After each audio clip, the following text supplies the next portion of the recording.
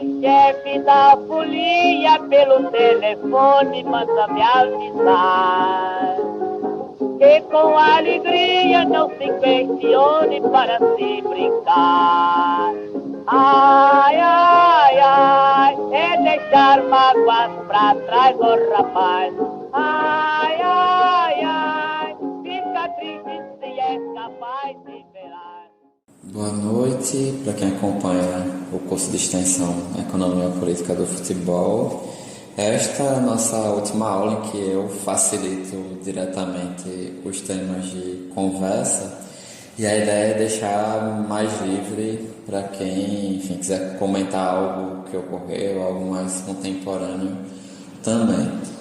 Antes de chegar nisso, né, eu vou deixar tudo junto, pelo menos hoje, né, para ficar um áudio só. Eu vou reforçar algumas questões sobre o curso, responder a duas coisas que foram colocadas no formulário de frequência. Começando com a lembrança de que a partir da semana que vem a gente vai ter as aulas abertas, né, com pesquisadores convidados. Então já estão com as inscrições abertas no CIGA da UFAL.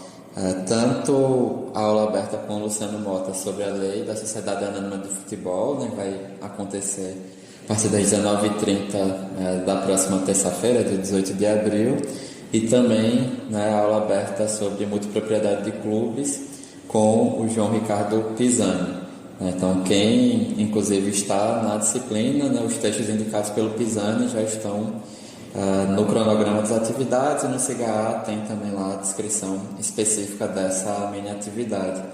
Eu vou ver se eu consigo, nem que seja na semana que vem, gravar um vídeo também do passo a passo de inscrição para a mini atividade, mas é o mesmo processo de inscrição para o curso, inclusive tem que se inscrever no curso primeiro quem não está inscrito ou inscrita, e depois, né, vai aparecer do lado do curso no CIGA um quebra-cabeças, que aí tem as opções de mini atividades. Para quem participa já do curso de extensão, já comentei, acho eu, na semana passada, que pode se inscrever também, porque geraria um novo certificado, ainda que o certificado de todo o curso vai constar, né, o calendário com essas aulas abertas, né? Então vai ter lá também, mas de repente, para algum processo de seleção, pode virar um certificado a mais. E para quem acabou não conseguindo acompanhar tanto o curso, é uma chance de ter um certificado, né, alguns certificados decorrentes dele, obviamente que a carga horária vai ser proporcional a esse. Então, lembrando disso, né, eu ainda vou até cobrar semana que vem o Emanuel sobre a aula dele, né, ver se a gente consegue chegar no fuso horário adequado, mesmo que seja fuso horário não tão bom para nós do Brasil, mas que seja o suficiente para depois, né, vocês poderem acompanhar, que é um tema interessante. E mais à frente, acho que só em maio, eu abro para a aula aberta do Irlan Simões, né, que vai ser no dia 9 de maio, então tem um tempo, tem feriado no meio disso, então por conta disso vai ficar um pouquinho mais para frente, mas já está ajustado também.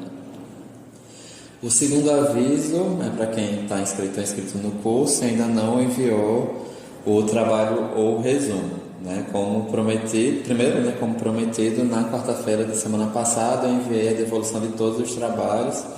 Teve uma pessoa que acabou enviando, inclusive, né, mesmo com atraso, pelo Classroom na própria quarta-feira, e a pessoa deu sorte porque eu ainda consegui, estava ainda, né, avaliando os trabalhos, e aí eu consegui ainda ajustar o dela. Mas para quem não enviou, né, coloquei como a segunda chamada até o dia 20 de abril, que é a quinta-feira da semana que vem. Pode enviar pela mesma atividade já existente do Classroom, porque aí eu recebo a notificação, enfim. A única coisa é que vocês vão ter lá uma mensagem que o envio foi atrasado. E aí, para quem já enviou e caso queira mandar algum encaminhamento, como o trabalho está andando, enfim, pensou em proposta de desenvolvimento do trabalho, enfim, quiser mandar alguma atualização, pode mandar também até o dia 20, que aí eu olho, né, dou o retorno, né, de como a proposta inicial, após as minhas considerações, está sendo desenvolvida. Né? E aí mais à frente, né, também em maio, depois das aulas abertas, a gente pode conversar para ter um momento de uma apresentação mais geral, né? Não necessariamente formal, mas uma apresentação mais geral da proposta antes da entrega final do artigo, que aí é uma forma que os e as demais colegas também possam acompanhar qual foi a proposta, enfim, o que foi feito pelas outras pessoas, e a gente pode ver também, né, algum tipo de modelo, alguma variação de dia, abrir pelo menos a janela para mais um dia em outro, que não seja terça-feira à noite, naquelas 2 semanas que eu tinha reservado para isso, tá? E aí a entrega definitiva, relembrando, o dia 2 de junho, que é o último dia de semestre letivo aqui na UFAL, né? Mas aí vocês me enviam, eu tenho um encontro para participar enquanto organizador, provavelmente apresentando trabalho na semana seguinte, mas quando eu voltar, tem aula do curso do pessoal da Educação Física, mas quando eu voltar até o final de junho, aí eu devolvo todos os artigos, com exceção do único aluno que está matriculado na disciplina, que aí precisa me enviar isso no tempo certo, senão não tenho como colocar a nota no sistema, né? Eu não coloco nota no sistema depois do prazo da UFAL, né? Então, tirando este caso, todos os demais do curso têm um pouquinho mais de semanas, né? E eu vou devolver mais à frente também. E aí, indo para as perguntas que apareceram, primeiro uma errata. Eu sei que me perguntou, né? Porque eu acabei falando sobre a discussão referente à classe que vive do trabalho. Eu citei o Paulo Arantes, mas na verdade é do Ricardo Antunes. Então o pessoal perguntou se realmente esse outro autor tratava disso. Paulo Arantes é autor marxista também, mas não é dele essa categoria. E aí foi mesmo da questão de excesso de trabalho no dia. Enfim, o Paulo Arantes é um autor que a gente cita também, porque a Otília Arantes que a esposa dele foi orientadora de um colega nosso de pesquisa, enfim, o Rui Sardinha Lopes, né? Então foi um erro na minha máquina mental mesmo na hora, né? Quem discute clássico vivo do trabalho aqui no Brasil é o Ricardo Antunes. E aí sim, né, uma pergunta se eu compreendo que o aprofundamento do processo de multipropriedade de clubes pode gerar mais à frente como tendência um rompimento com o sistema FIFA, notadamente quando a entidade paraestatal tenta impor restrições ou tentar, né, impor restrições a tais agentes de mercado.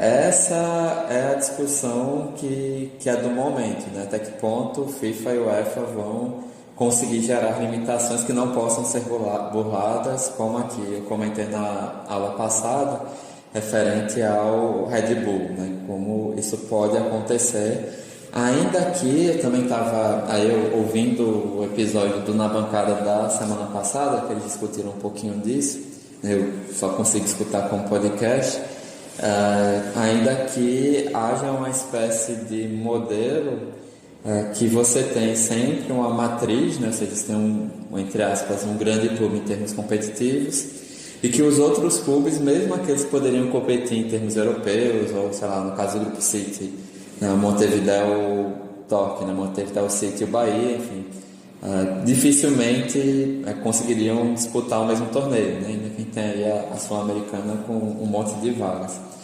Então, assim, né, no cenário atual do que a gente tem no processo de multipropriedade de clubes, aparentemente há certo cuidado com isso, né, de você não ter clubes que disputem realmente um mercado, mesmo de nível regional, semelhante. Acho que o UEFA e FIFA proíbem, né, que o mesmo clube clubes de um mesmo proprietário disputem a mesma competição, mas como eu disse, a Red Bull conseguiu burlar esse sistema e Leipzig e os dois, né, o austríaco e o alemão, conseguem disputar a UEFA Champions League, né, já disputaram, por exemplo. Então, assim, né, quando se trata de FIFA e UEFA, o primeiro que a gente precisa ver se elas vão se interessar em criar restrições a agentes de mercado, né, impedir esses processos, mesmo que o Ceferin, né, presidente da UEFA tenha dito que seria necessário. Primeiro tem que ver se os capitais, na hora de disputar isso, se eles não vão gerar uma barganha para que o FIFA e o UEFA mudem suas restrições, né, que não seja um processo contrário. Por outro lado, né, até a gente discutiu, quando a gente falou sobre a Superliga Europeia, né, aulas mais para trás, talvez, né, esses agentes de mercado ainda não tenham poder de barganha para criar superligas e outros formatos à parte, como se fosse um futebol profissional lá do B ou um outro futebol profissional, como, por exemplo, a Colômbia gerou uma liga profissional lá nos anos 40 para os anos 50. E não sei também se é do interesse deles criar algo à parte. Se é importante criar algo à parte e de repente não conseguir mercantilizar isso, enfim. Então tem uma série de questões que estão aí envolvidas para dar essa resposta. Por enquanto, o que se tem tanto da multipropriedade, dos agentes de multipropriedade de clubes, quanto dos órgãos oficiais, é criar algum tipo de restrição. E aí, nesse caso, né, o problema principal é não gerar resultados que sejam combinados, né? Enfim, aqui no Brasil, por exemplo, a gente tinha os times B de alguns clubes, especialmente de São Paulo, havia uma preocupação que eles não disputassem o mesmo torneio, né? Quando a Red Bull comprou o Bragantino, por exemplo, né, ainda no modelo de clube-empresa, né, não existia a SAF naquele tempo, não existia a lei da SAF, a Federação Paulista não deixou que os dois clubes disputassem a primeira divisão do Paulista, e aí o Red Bull, né, foi rebaixado para a segunda divisão e hoje eu acho que joga a terceira divisão do Paulista. Né? Então, por enquanto, como os modelos estão estabelecidos, ter só um clube em escala nacional, né, e um clube muito forte em escala regional vem sendo a opção, né, desses grupos estabelecidos até agora. Vamos ver se a gente não vai ter um segundo passo, que eles vão querer, né, ter um segundo clube, né, um terceiro clube, enfim. Então, por enquanto, essa estrutura com a restrição de propriedade vem funcionando, com a exceção do caso da Red Bull. E aí essa exceção também não significa que o sistema FIFA não possa gerar novas exceções futuramente, né? Ou, sei lá, 2 clubes, enfim. Ou eles não se cruzarem na fase de grupos, por aí vai, né? Entre os torneios. Ainda que em escala nacional, mesmo as ligas, acho que tem uma restrição maior, volto a dizer, com medo mesmo de ter negociação de resultado, né? Essa preocupação quanto a isso, né? Mas vamos ver, né? Dá para esperar tudo desse processo e ainda mais de um processo que está se estruturando, né? Que os grupos de multipropriedade, né? Se a gente pensar, quem tem só 1, 2 ou 3 clubes vem tentando aumentar um pouquinho isso. E aí eu acho que eu não lembro se foi o Matias no programa passado, se foi no episódio anterior com o Pisani, né, da semana retrasada, que acho que 80% quando se tem mais de um clube são apenas 2 ainda, né, desses grandes grupos. No caso do futebol, obviamente, né? Nada impede que um grupo tenha um time de beisebol, um time da NFL e um clube de futebol. Mas dos dados, acho que é isso, né? Por enquanto, mais de 80% dos grupos de clubes têm apenas 2 clubes. E a gente tem a exceção, especialmente o grupo City, que aí tem, acho que 9 ou 10 e mais parceria com Bolívia, na Bolívia, né? Mas vamos acompanhar e ver como isso vai acontecer. Acho muito difícil o sistema FIFA romper, mesmo com novos processos de extensão de mercantilização. Acho que tem como ajustar e acomodar para um novo cenário, mas não necessariamente acabar e, enfim, criar ligas paralelas, como foi a tentativa da Superliga, como eu já disse, né, que foi o caso da Liga Colombiana 7 décadas atrás.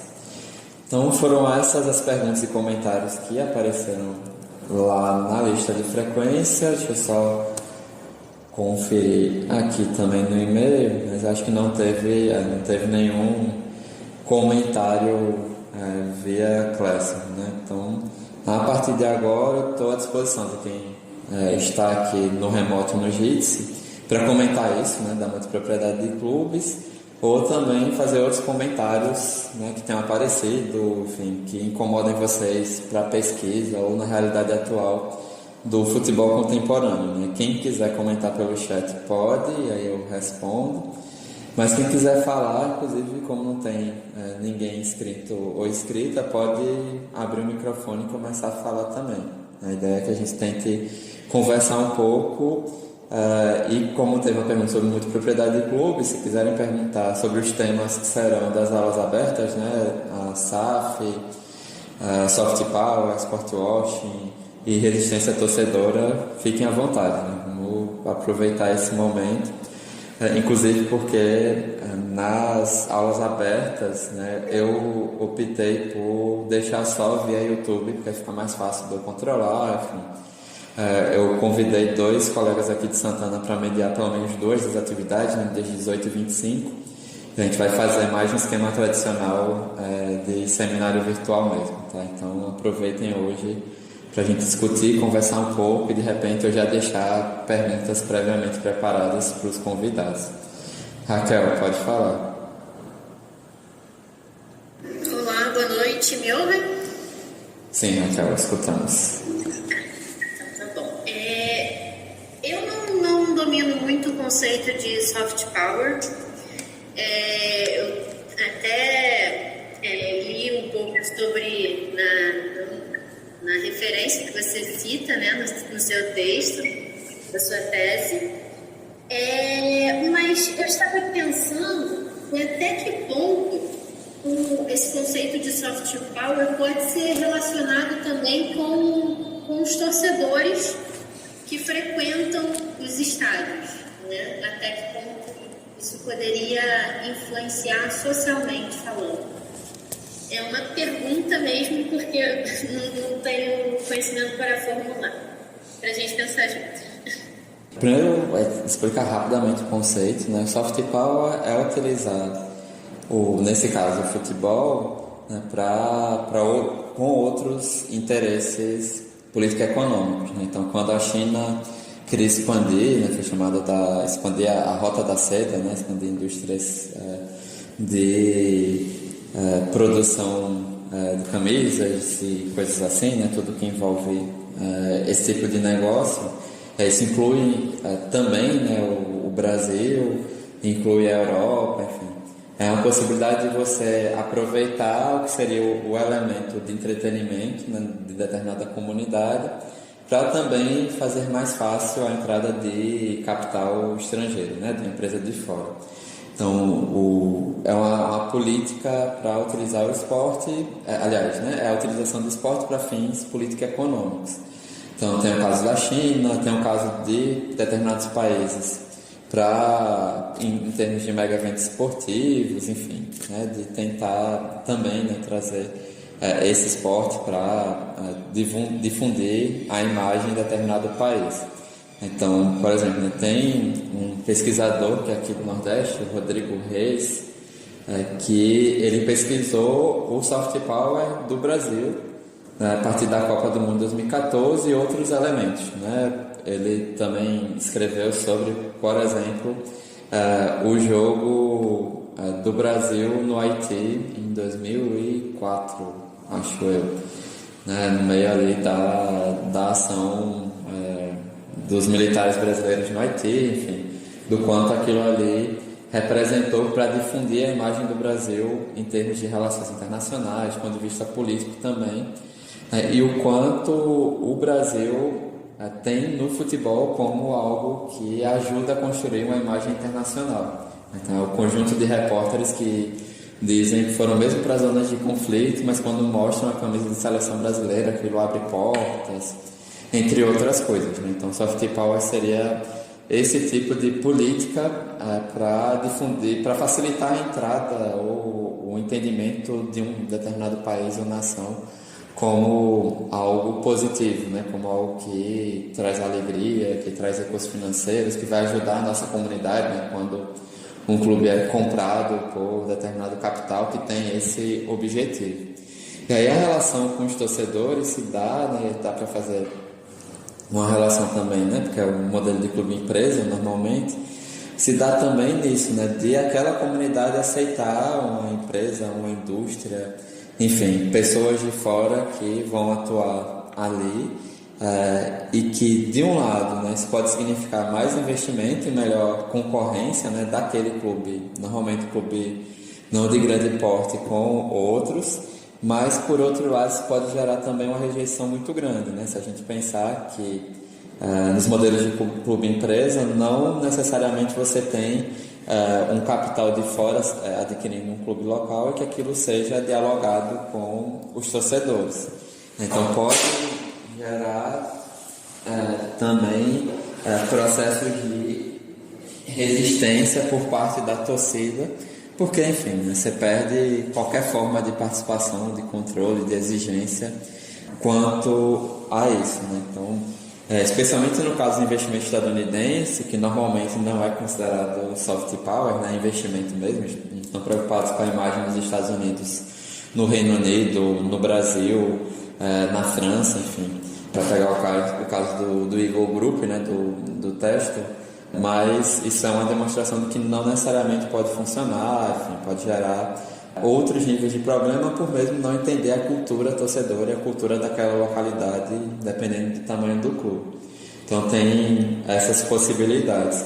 O que o Emanuel vai tratar, né, inclusive nas aulas, é ponderar sobre esses termos, porque ele diz que normalmente isso só é visto quando é de países não necessariamente da hegemonia do capitalismo, não considerados assim, porque a China é um país hegemônico do ponto de vista financeiro no mundo hoje, né? Que normalmente esse tipo de estratégia só é vista quando é alguém de fora, de Estados Unidos e Europa, né? Ou da Europa mais hegemônica, né? Quando é algo deles, não, é estratégia de mercado. E aí entra na outra coisa que a gente vai discutir, que é o sport watching, né? Que é até mais recente do que o soft power, mas que é a utilização do futebol para melhorar, aí sim, a imagem de países que têm relações complicadas, digamos assim, né? Seria o Catar com a Copa do Mundo, a Arábia Saudita, enfim, com a Supercopa da Espanha, entre outras coisas, né? Que seria uma forma de comprando, pagando para os eventos serem nesses países, que toda a imagem, toda a discussão sobre rompimento de direitos trabalhistas, direitos de gênero, enfim, entre outras coisas, isso poderia ficar no segundo plano. E assim, se a gente pensar na Copa do Mundo do Catar, influenciadores digitais, que foram um ano antes para lá, ex-jogadores, enfim, né, aquilo que inclusive deu discussão aqui no Brasil, né, sobre os ex-jogadores brasileiros, uma forma de tornar meio que aceitável o evento em determinadas localidades.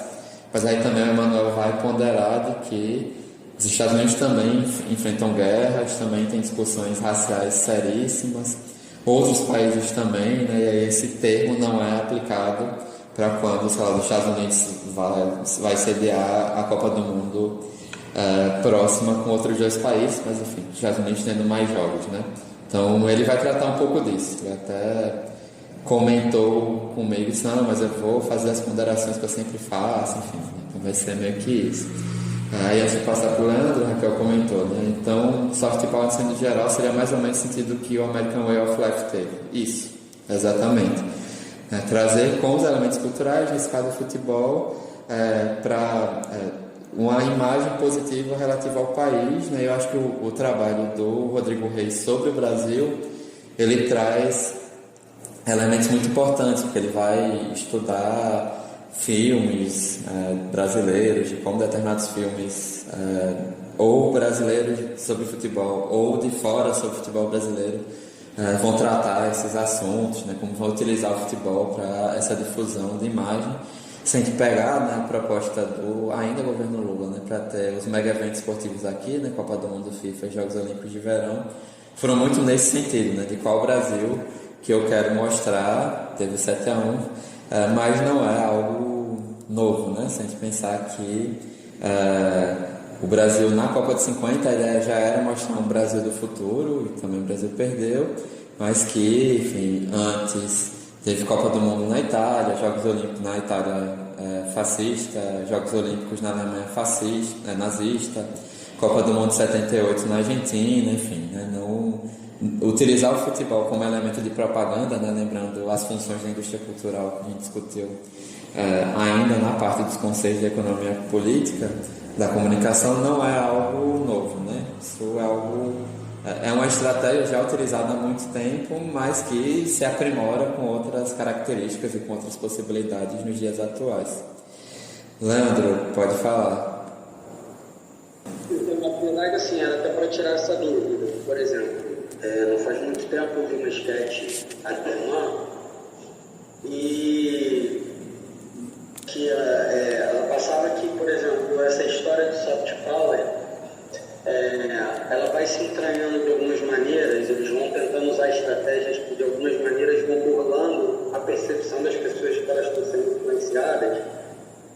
E aí, em entendimento local, por exemplo, quando você vai ver um jornal numa discussão econômica, por exemplo, se a reforma da Previdência deve ou não ocorrer, qual tipo de reforma ou reforma tributária, e aí você leva pessoas que só confirmam um lado da história e ao mesmo tempo e vão te induzindo a acreditar que aquilo é a forma correta ou aquele é o caminho que tem que se seguir.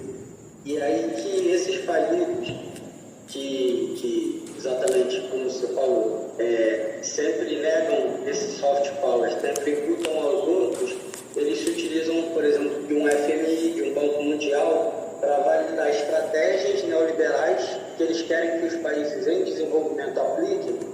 Aí eu também li naquele livro que eu falei, o Estou na Escada, que o autor sul-coreano fala exatamente sobre isso.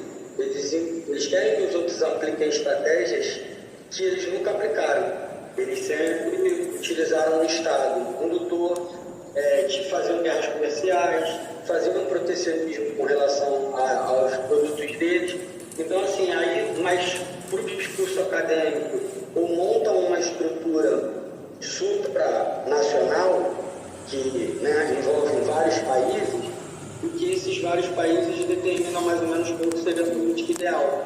A política neoliberal em que os países em desenvolvimento precisam tirar as amarras protecionistas, que aí agora que eu estou estabelecido como potência, eu consigo entrar nesses outros países em desenvolvimento e aí a produção, a industrialização deles não vai ocorrer.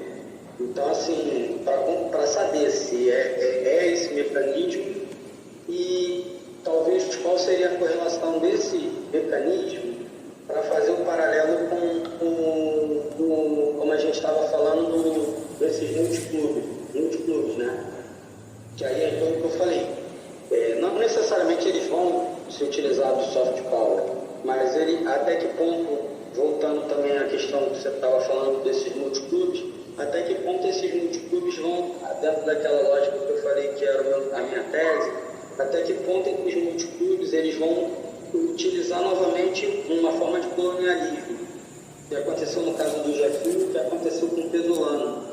Até que ponto eles vão, exatamente, a maioria vai ser, por exemplo, o Lyon, que não é nenhum clube de primeira prateleira na Europa, ainda assim o John Texor vem aqui, pega o Jefinho, que é o melhor jogador do elenco do Botafogo, e leva para ele lá se valorizar, e aí lá ele vai comercializar o Jefinho com outros valores muito superiores. Então, assim, até que ponto não necessariamente o soft power, mas aí talvez o soft power ocorra no âmbito de dizer que a SAF é boa, a SAF é positiva, a discussão na TV ou a discussão nos programas ser sempre em prol da SAF, e quem faz resistência à SAF acaba sendo taxado de atrasado, que o futebol associativo não dá certo, que o Brasil precisa evoluir, e aí a discussão que faça sempre. A gente acaba atropelando as discussões, a gente acaba passando por cima de várias questões que eu considero assim, extremamente relevantes, até o modelo de jogo que o futebol brasileiro precisa ter. E aí depois, em outro momento, se eu tiver a oportunidade de falar, duas entrevistas que me chamaram muito a atenção nesses dias. Foi a do atual campeão paulista, o Abel Ferreira falando sobre o Gabriel Menino, que às vezes é desobediente taticamente, e o Fernando Diniz, que eu já vi entrevista do Guga, que já disse e já vi outros jogadores falando, que ele orienta que faça, que corram riscos, e que se perder a bola, como é que se diz, corra atrás para recuperar depois. Então, assim, são visões de modelos, uma visão do modelo europeu, mais sistemático, sistema que prevalece, e uma mais um modelo brasileiro, que é aquela coisa da arte, do improviso, do arriscar. Então, assim, será que a gente vai criar modelos engessados, frequentar uma Copa do Mundo como o Tite, que ficou preso a um modelo, e aí depois não conseguiu sair daquela armadilha do modelo europeu, com 2 pontas abertas, e fugir um pouco das características do futebol brasileiro? Estamos sofrendo a influência desse soft power. Pronto, vamos lá. Então, para o início, né, no caso do soft power, pelo menos nos estudos, estão mais ligados à discussão de Estado, nação mesmo, né? Não tem nenhuma aplicação necessariamente para grupos econômicos, né? De como esses grupos vão atuar, enfim, algo mais ligado a relações internacionais, ciências políticas, digamos assim, né? Mesmo no caso, né, do Grupo City, Catar, enfim, aí entra muito mais a discussão do sport washing, né, de como fazer com que o país, porque tudo isso normalmente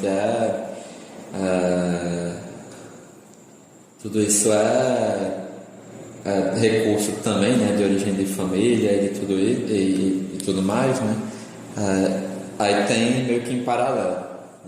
E aí é mais no sentido de lavar a imagem do que difundir a imagem, né? Acho que a diferença normalmente é soft power é difundir a imagem, sport washing já considera previamente de que o país precisa ter precisa resolver algum desses problemas, enfim, né? Para entrar no mercado mundial precisa ter uma cara, digamos, mais ocidentalizada, né? Porque também muitas vezes tem disso. Então, assim, né? Então, o primeiro ponto é esse, né? Enquanto grupo, a atuação dele pode ser muito mais na comunidade do que necessariamente em termos de política ou algo mais geral. Mas, assim, tem outro ponto, você falou depois, na questão de como utiliza a mídia para isso. O caso do Bahia, por ser talvez o clube que era mais democrático do Brasil, né, nas suas estruturas internas, e aí talvez porque tem o internacional também, mas o que a gente teve foi assim, uma campanha gigante para que o Bahia virasse SAF, a ponto de ter mais de 90%, assim, bem mais, eu acho, até 90% da Assembleia de Sócios votando a favor, porque houve uma campanha tão grande que envolve não só a mídia tradicional, mas também os influenciadores digitais, né? A Paula, que eu acho que acompanha só depois, estuda modelos de clubes específicos, mas enfim, que os influenciadores digitais também foram na ONU, né? Fora as piadas que surgiram no período, que o pessoal do Grupo City viria num determinado dia, rolou boato de Salvador, o pessoal teria ido para o aeroporto no outro dia esperando, e ficou esperando o pessoal do Grupo City uns 3 meses antes de eles desembarcarem realmente em Salvador. Tudo o que o Belintani, enquanto uma pessoa que é extremamente respeitada, eu diria, também no eixo Rio São Paulo, para discutir sobre modelos de clubes. Pelo menos, né, não no período que o Bahia caiu para a Série B, mas o antes, na Série A, e o depois, quando voltou por conta do Grupo City também, né? Então você teve toda uma construção também simbólica para que isso fosse realizado, né? E aí não tenha dúvida que tem a relação de bastidores que podem se assemelhar ao que é o soft power, né? Como é que eu faço para difundir a imagem do meu grupo para que aquela comunidade o aceite, né? Mas aí na esfera aí pode ser aplicado, a gente pode entender como soft power realmente, né? Porque aí esse modelo, no caso do Grupo City, vai variar, né? Se é mais soft power, sport washing de cada caso. E aí sim, acho que eu concordo que no caso do Bahia a gente pode compreender esse processo de constituição da SAF, aprovação da SAF, investimento, né, dos maiores compras do Nordeste, de clube nordestino, numa frequência grande recentemente, como algo que foi constituído, né, como algo que surgiu e que foi desenvolvido e nos bastidores e com a mídia também, para difundir essa imagem. Aí, nesse caso, no caso do Bahia, ter sido uma estratégia mais semelhante ao soft power, né? Porque não lembro de ter questionamentos, né? E a gente está falando do Bahia, que foi o clube mais marcado por ações sociais ali de 2017 ou 2018 até 2020, né? Não lembro de ter discussão sobre qual era a origem desse capital que o Bahia ia utilizar, enfim, a SAF do Bahia ia ser adquirido, né? Então acho que o caso do Bahia é muito interessante. Eu escrevi artigos sobre as campanhas sociais do Bahia uns anos atrás, e contando como foi o processo histórico, né, democratização, do quanto o núcleo de ações sociais representava também um conjunto de avanços, assim, enquanto o Bahia, assim que caiu para a Série B, a política, inclusive social, mudou, tirou recurso do clube de futebol de mulheres, enfim, né, o quanto mudou. E aí, uma vez na Série B, vamos buscar a SAF, porque esse é o futuro, né? Então, que não deixa de dialogar com o discurso do Belintani, né? O Belintani pode dizer que não é incoerente quanto a pensar sempre no futuro, tudo que é inovador está ali, né? Então, mas enfim, acho que esse caso pode ter sido uma transição entre os dois modelos, é interessante de analisar, porque o Grupo City já está consolidado no futebol mundial, especialmente por conta do Manchester City e, enfim, Guardiola e tudo mais, né, enquanto modelo, o que gerou, inclusive, discussões bem interessantes do treinador, do Paiva, sobre o porquê o Bahia não jogava de acordo com o adversário, né, porque basicamente era esse o modelo da SAF e ele era o pago para aplicar o modelo da SAF. E aí, em relação aos processos multiclubes, né, se fala em colonialismo, eu tenho certo cuidado com o termo colonialismo, porque às vezes parece que as nossas elites, né, que comandam os clubes, né, ou elites dirigentes, independentemente do nível mais oligárquico ou não, parece que é uma relação centro-periferia. A gente tira um pouquinho o peso de que há processos decisórios que quem está ocupando a elite dos clubes naquele momento ou ajudam a construir ou aceitam, né? Foi assim com o clube empresa lá, modelo da Lei Pelé, e aparentemente é assim também, né? Uma responsabilidade desses conselho deliberativo e tudo mais para aceitar ou para difundir a imagem dessas empresas. Enfim, pega o Cruzeiro, né? O pessoal, o mantenedor do Cruzeiro por muito tempo, ele apoiou a construção da SAF e ele estava lá, enfim, né, com os seus interesses também, conselho deliberativo, com todo aquele caos que foi o Cruzeiro pós-bicampeonato da Copa do Brasil. E aí, assim, né, e também tem outra coisa, quando a gente fala em colônia também, né, tem muita a relação com os modelos mais tradicionais, né, que seriam do centro do capital. Estados Unidos, União Europeia. E nesse caso a gente tem capitais, né, da Arábia Saudita, já teve capital chinês, a gente tem capital Catar, enfim, né, um outro modelo. E aí não sei, e aí é o que se dá mais do que colônia, talvez esses modelos possam acentuar a relação centro-periferia no capital futebolístico, né? De ter, enfim, basicamente estabelecer, né, onde oficialmente é a matriz e onde é a filial. É o caso do City, que é o principal clube do Grupo City, e que eu acho que eu ouvi o Belintani da entrevista falando sobre que estava no acordo que o Bahia fosse o segundo clube do grupo, né, que futuramente, sei lá, o Grupo City não adquirisse outro clube aqui na região, né, na América do Sul, que pudesse ter maior prioridade, porque, enfim, o Bahia tem mais prioridade que o Montevideo Toque do que o Bolívar nessas relações. Então, acho que é muito nisso, né, de pensar o quanto se pode acentuar as relações desiguais, né, que é o que você pretende colocar no artigo, de centro e periferia. Eu não sei se necessariamente do ponto de vista colonial, porque o termo colonial envolve outras relações de subordinação que não necessariamente envolve decisões, né? Nesse caso é uma decisão dos clubes, né?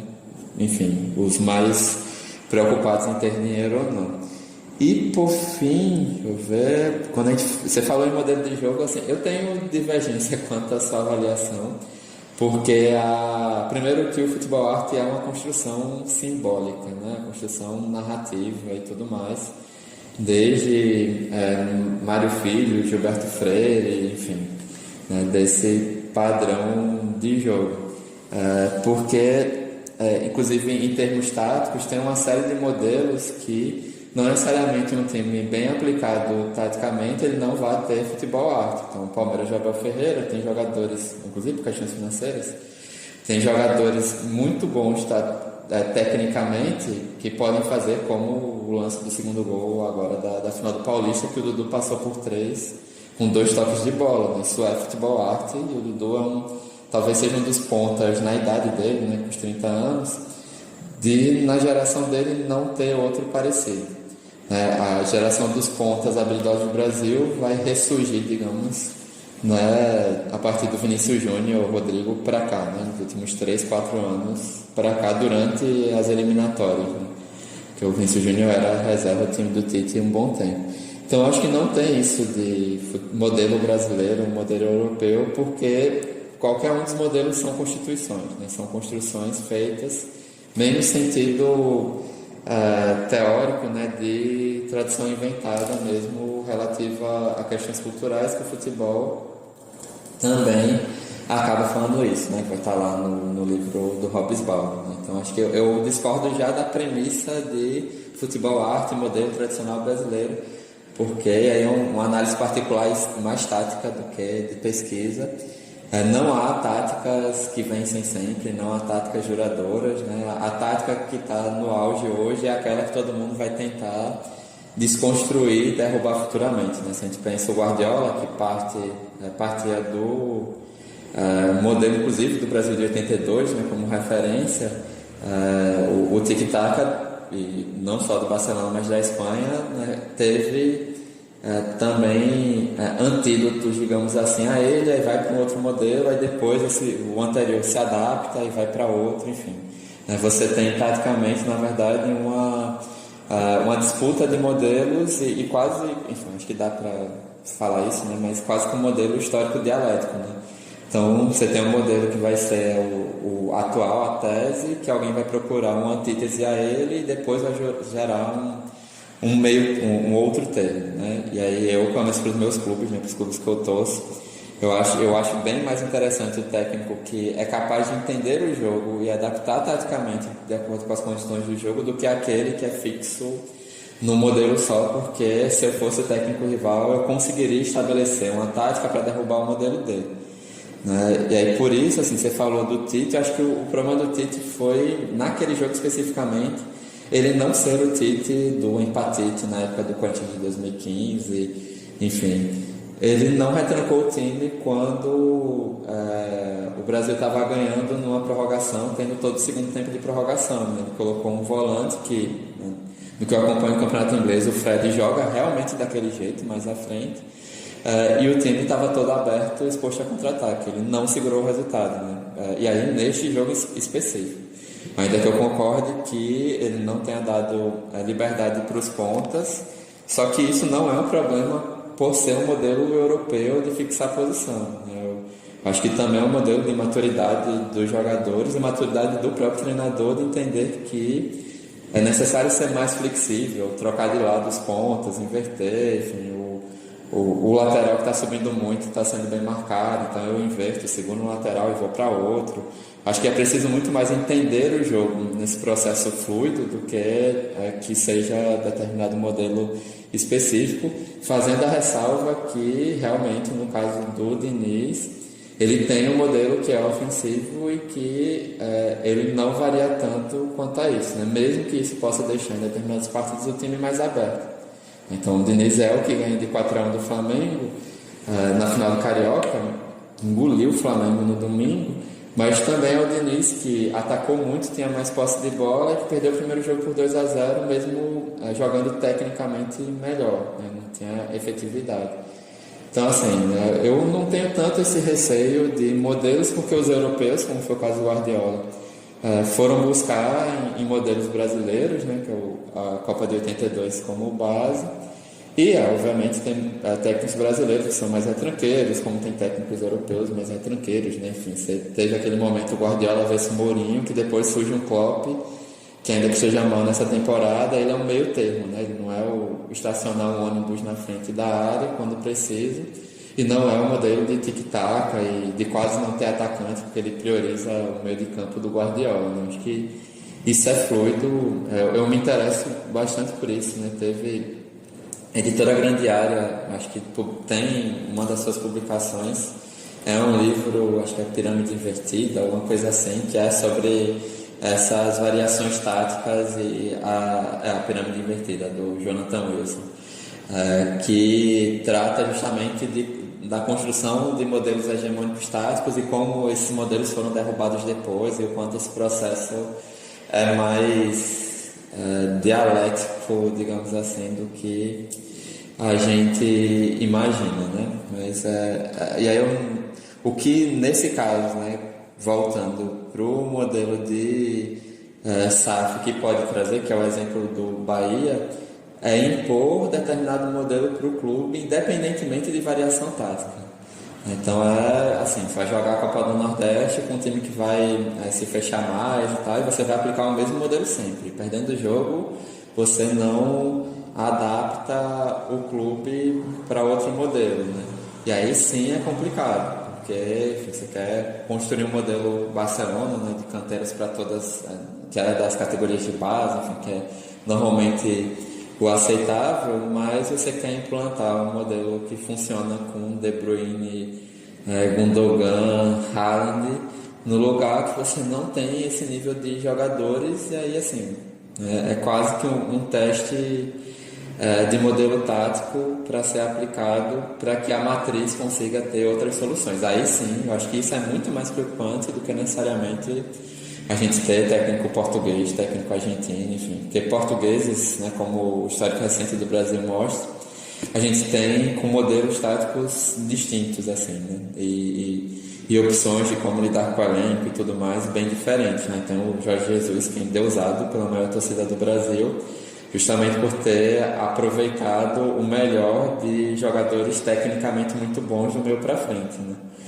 Então não é tanto, acho que é muito mais individual, ainda que tenha uma escola europeia, enfim, uma escola argentina de técnicos, enfim, que a escola brasileira precisa avançar e entender melhor, né, esse processo de adaptação, do que necessariamente ficar, e aí pelo menos é o que eu defendo, né, do que ficar preso a modelos táticos sempre em todo jogo, né? Mesmo que, mas eu quero ter o modelo mais ofensivo do mundo, mas dependendo do confronto não tem como.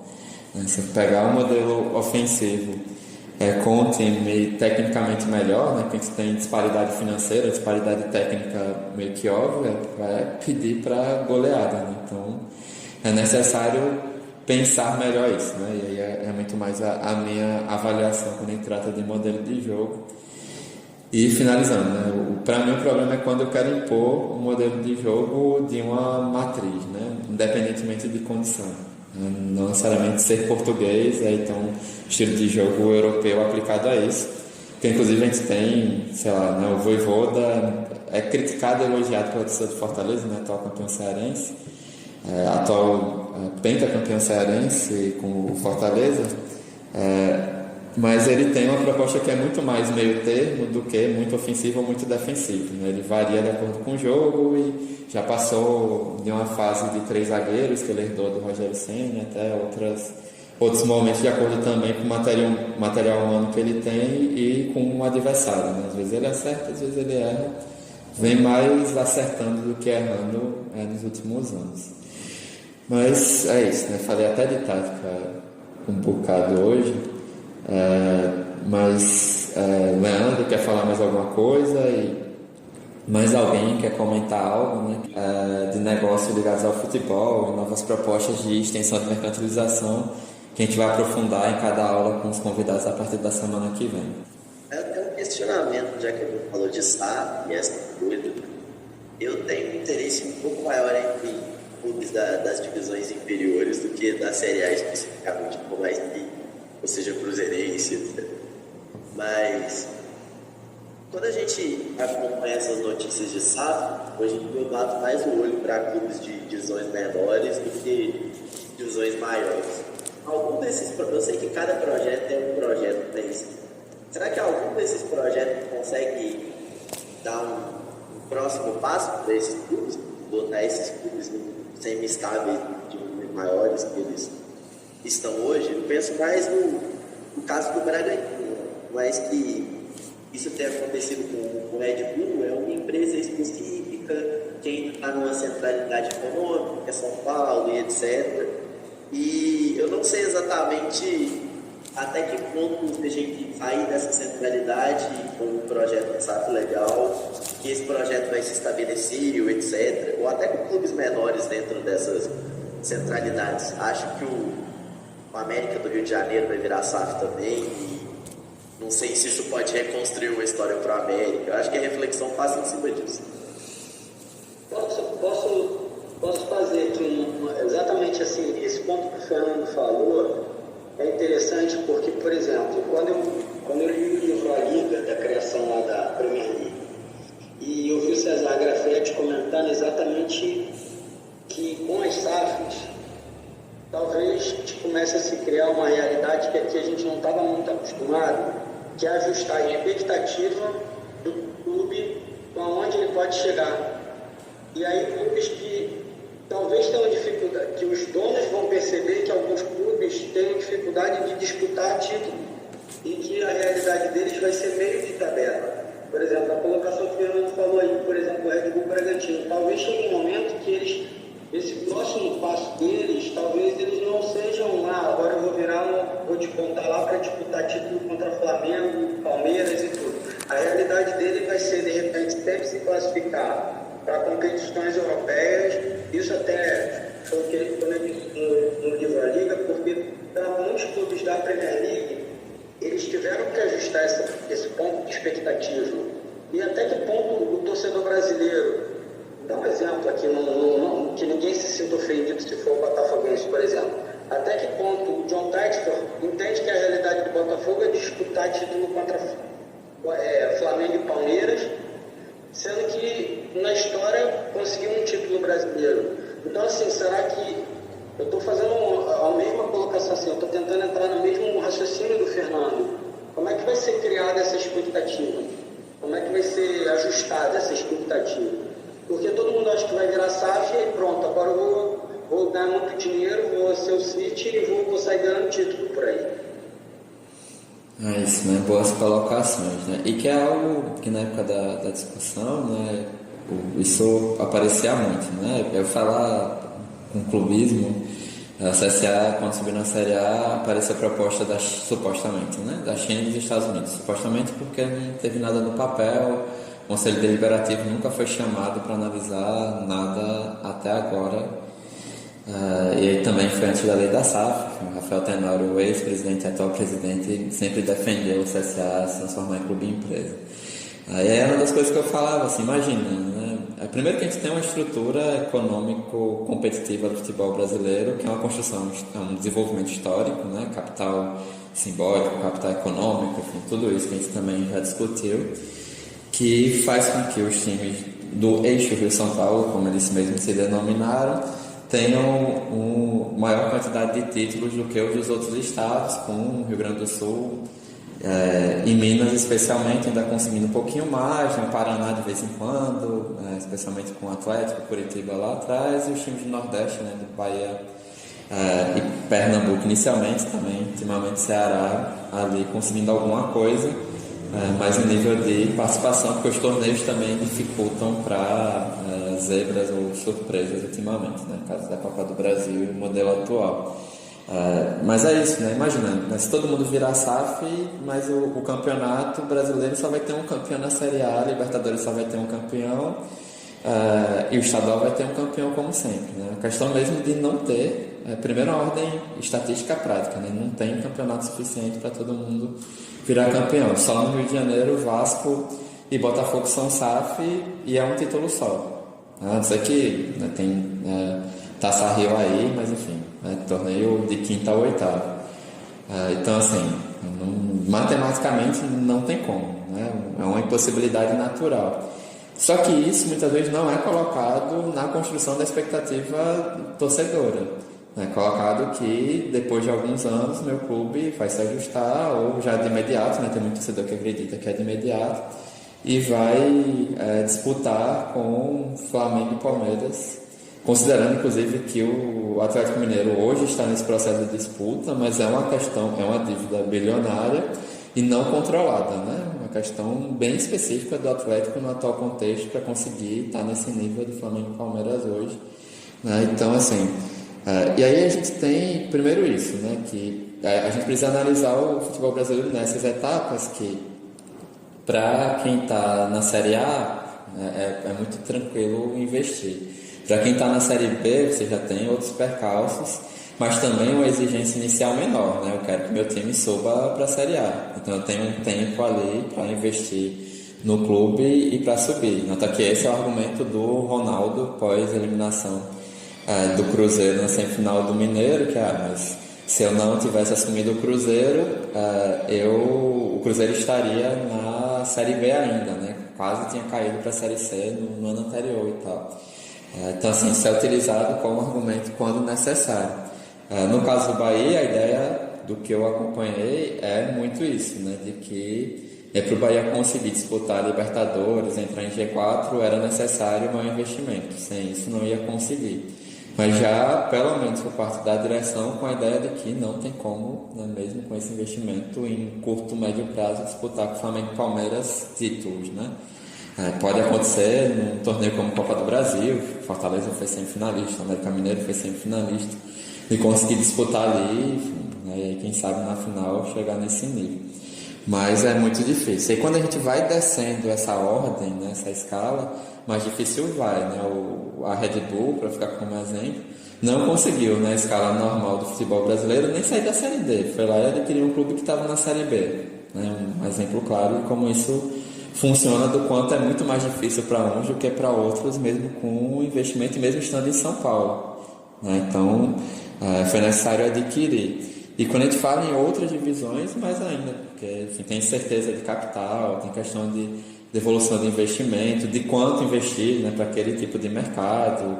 Enfim, o CSA é um clube de região metropolitana, né, que tem torcedor em outros municípios do estado, mas não é um clube, enfim, você quer de potencial estadual, né, que você tem uma divisão com o rival e com os outros times do interior das 3 milhões de pessoas que vivem em Alagoas, você ter 1 milhão de pessoas que sejam torcedores do CSA, né? Você ter esse mercado. Não funciona assim. Então, por conta disso, o investimento vai ser proporcionalmente menor, o interesse vai ser menor, enfim, porque o mercado alagoano, o mercado desse clube também é menor. Né? Então, acho que tem coisas que também a gente precisa considerar frente ao desenvolvimento desigual do futebol brasileiro e desenvolvimento econômico desigual para futuros investimentos, enfim, como isso vai funcionar.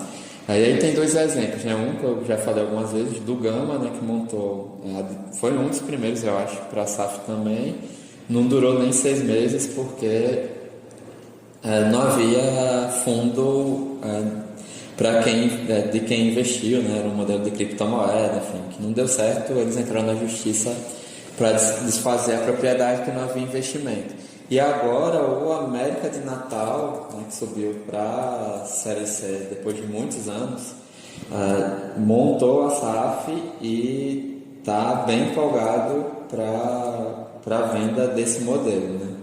Então, inclusive com parceria com a XP Investimentos, né, que é um nome, uma agência frequente para mediar esse acordo, né? Então, que é um caso interessante, né? Lendo aqui a matéria em paralelo, a matéria do GE, que isso tem menos de uma semana, mas enfim, né, a promessa de investimento de 174 milhões de reais. Então, o vínculo prevê investimento direto de 174 milhões nos próximos 5 anos. O clube exige garantias como conclusão de obras da Arena América e modernização do CT. E aí o sócio será a HI.PE Capital SA, que de acordo com o vídeo divulgado pelo clube vai promover incremento das receitas e, consequentemente, da capacidade de investimento no esporte. E aí eu não li muita coisa, né? Estou bem atarefado nos últimos tempos, mas tem episódio do Baião de 2 da semana passada que trata disso com um torcedor do América de Natal comentando, né? Então dá para ver muito mais isso, né, de como vai ser esses planos. E uma coisa que eu tenho dúvidas, ainda que seja parceria estratégica, Hype Capital, Matix Capital, XP Investimentos, né? XP Investimentos é um nome forte nesse tipo de intermediação também no Brasil, mas de ver qual é o fundo, né, qual é a origem do capital, se vai ter capacidade de investimento. Eu acho que é um caso interessante de acompanhar, que a América foi campeão de divisão do Campeonato Brasileiro, esteve em 2007 na Série A, campeão da Copa do Nordeste, né, campeão nordestino, e tem uma torcida considerável. Tem, ainda que eles queiram ampliar aí na América, mas tem estádio modelo Arena em Natal, enfim, né? E agora no acesso para a Série C eles vêm com esse modelo, né? Com a XP intermediando. E aqui no Nordeste a gente tem também a tentativa de Santa Cruz, que tem uma dívida gigantesca proporcionalmente ao futebol nordestino, né? Mais de 200 milhões de reais. O futebol pernambucano, os clubes têm dívidas altíssimas, como o Sport e Santo, e que chegou a propor o Azures, né, o clube que tem como um dos sócios o Marcelo, que é do Paraná, né, um clube no Paraná, e aí agora parece que eles vão tentar novamente montar a SAF para reestruturar por conta da crise. E entra um outro ponto, que é clube mais desesperado, pode pegar qualquer tipo de agente, imagine que tenha sido o caso do Gama, enquanto clubes um pouquinho mais organizados podem ter uma estrutura um pouco melhor, né? Então, se a gente pensa em divisões, primeira e segunda divisão, né? Primeira divisão, o Botafogo e o Cruzeiro pegaram meio que o que tinha. O Vasco já fez uma análise mais aprofundada e o Bahia mais aprofundada ainda, e acabou conseguindo um grupo de mais reconhecimento internacional, né, do que esses outros dois, com a tendência de sofrer um pouco menos, né, nesse processo, né, mas vamos ver. Marcos Paulo levantou a mão, pode falar. Boa noite. Não, é porque eu estava falando sobre a expectativa dos torcedores, né? E aí eu lembrei assim que esse conceito só para lançar nova leva assim, de saco dos clubes grandes, assim, dos clubes maiores, tipo primeira divisão, que era de segunda divisão, depois foi para a primeira, né? Tem muito essa questão de, por exemplo, a forma como foi conduzida, né? Eu sou aqui do Rio de Janeiro, né? Aí eu bem mais perto do Botafogo, do Vasco. O contexto, por exemplo, ele não chegou, eu não percebi nenhum discurso assim, para bater, vamos dizer assim, né? Mas ele deixava bem claro, o intenção de deixar para o público e tudo mais, e depois ele vai ter alguns problemas, né, com a SAF e até algumas questões assim sobre a própria lei da SAF, né? Ele, depois de um ano, né, da compra, estava questionando como funcionava a lei da SAF, né? Não deixou para a comprou, né? Mas o que eu estava pensando mais nessa questão da expectativa foi da Vasco, né, da 777, né, que eu acredito que os caras eles foram um pouquinho mais, vou dizer assim, ter um forma para bater, né, digamos assim, no sentido de algumas promessas e até uma declaração que um dos caras falaram, né, vai ser a última vez que o Vasco e o Flamengo vão disputar de forma desigual, né, uma coisa meio assim, prometendo, né, já um nível mais igual, né? E aí aconteceu, né? O Flamengo, por mais que tenha investimento, tinha um técnico muito abaixo, né? O seu Flamengo, eu falo isso no tom de raiva, né? Desde que ele foi embora, né? Tem um técnico abaixo que o Vasco conseguiu vencer, né? E depois, 2 jogos assim que o Flamengo conseguiu ganhar. Então, não na questão da venda, que já é uma coisa que deixa esses torcedores animados, né? Ainda mais pelo contexto que viviam, né? Esses times, esses 4 times antes na Série B, mas também a questão de como esses próprios investidores colocam, né? Como colocam as próprias expectativas. Sim. Não, tem muito disso, né? E aí, como eu disse, depende também do fundo de investimento, de como eles lidam com isso, como eles se empolgam com a torcida, né? Até alguém tinha falado do Grafietti, até quem defendia o modelo de SAF ponderando mais, né? Mas é muito preocupante quando quem compra a SAF é quase que uma pessoa física, né? Ou tem um representante físico. Então, mas era isso que estava no jogo, né? Não tinha, a gente falava do Chelsea, do Abramovich, era ele que aparecia lá e dava as caras e curtia o status proposto, né? Então, assim, não tem novidade quanto a isso e de como isso pode acontecer, né? Mas tem muito de qual é a personalidade de quem vai comprar, né? Tiver agora o Ronaldo super irritado com as cobranças no Cruzeiro, mas assim, né, comparando com o passado, quando o clube pensava no futuro e com alguns problemas, né? O Irlan e o Matias comentaram isso na bancada, alguns problemas de origem de quando de como a venda da SAF do Cruzeiro se deu, mediação da XP, investimentos também na impressão pública da XP, de membros da XP também. Então acho que também vale um pouco disso, né? Como eu disse, quem tem a possibilidade, né? Tem muito essa discussão de que a SAF é o futuro, não tem como escapar. Eu avalio que para alguns clubes, até por questão mesmo de estrutura política estabelecida, é muito difícil, assim, porque não precisam, né? A não ser que você tenha uma diferença gritante de outros clubes desse nível, né, desse patamar, em comparação para investimento, né? Não é ainda a realidade nessa primeira fase de SAF no Brasil, né, que tem menos de 2 anos de lei aprovada, lei sancionada. Mas assim, ainda não é esse caso, ainda tem muita gente se estruturando e confuso de como faz para bancar as dívidas deixadas pelo clube, né? Então também tem isso. E nos outros casos, né, quem tiver mais desesperado quanto a isso pode pegar mais figuras personalistas, enfim, mais de donos mesmo, né? Aquele modelo tradicional que a preocupação, imagino eu, de todo torcedor, de toda torcedora nessa discussão da SAF. É o clube ter dono e o dono atuar como dono. Então, dane-se torcida, dane-se que reclamam de tal coisa, se eu quiser, enfim, vai quase que aquele modelo que é o mais tradicional, de Eurico Miranda, Rafael Tenório no CSA, Marcos Barbosa no CRB, enfim, de personalidades que são mais do que atuam como se fossem donos mesmo nas associações sem fins lucrativos, né? Então é muito também, em certos momentos, né, de quando você está com a corda no pescoço, mais possibilidade de dar problema, mesmo que no caso do Vasco, como eu disse, tenha tido mais tempo, enfim, na bagunça, tenha tido mais tempo na bagunça que é politicamente o Vasco, né? As eleições presidenciais corriqueiras que o digam, né? Então, acaba também sendo isso, né? De como essas figuras vão articular e, diferentemente desse pessoal que definiu o clube empresa, assim, não tem nada na lei que vai dizer que quem vai comprar a SAF do clube vai ter mais ou menos esse tipo de postura, né? Pode ser que você venda menos a sua SAF, né? Em vez de vender 100%, 90%.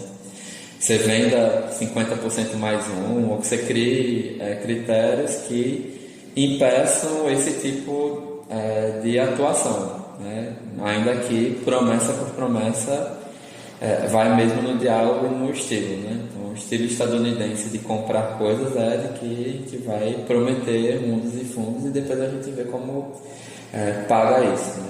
Então é uma questão bem interessante como nessa coisa, né, de como a ilusão é vendida para torcedor, pela mídia e por essas próprias pessoas e pelos agentes de mercado, né, que já estavam interessados, que fizeram logo pelo clube empresa e que participam diretamente de empresas que ganham com isso, né, intermediando negócios, e como essa ilusão continua mesmo depois de um tempo, e quando há uma quebra, quando há uma realidade jogada na cara, o pessoal se assusta e tem uma onda de cobrança, enfim, que gera toda uma discussão política também. Que soft power eu acho que é algo um pouquinho maior do que isso, né, como eu disse. Acho que envolve mais nações, estratégias semelhantes que nações de soft power, mas porque aqui nesse caso não é nem com algo prático, né? É uma questão de um convencimento prévio, não teve nem investimento, é só no âmbito das promessas mesmo. No caso dos clubes, né, há um investimento que já é feito antecipadamente e há uma tentativa realmente de mudar o patamar dos clubes, né? Nesse caso ainda está na esfera anterior, né? Na esfera da promessa.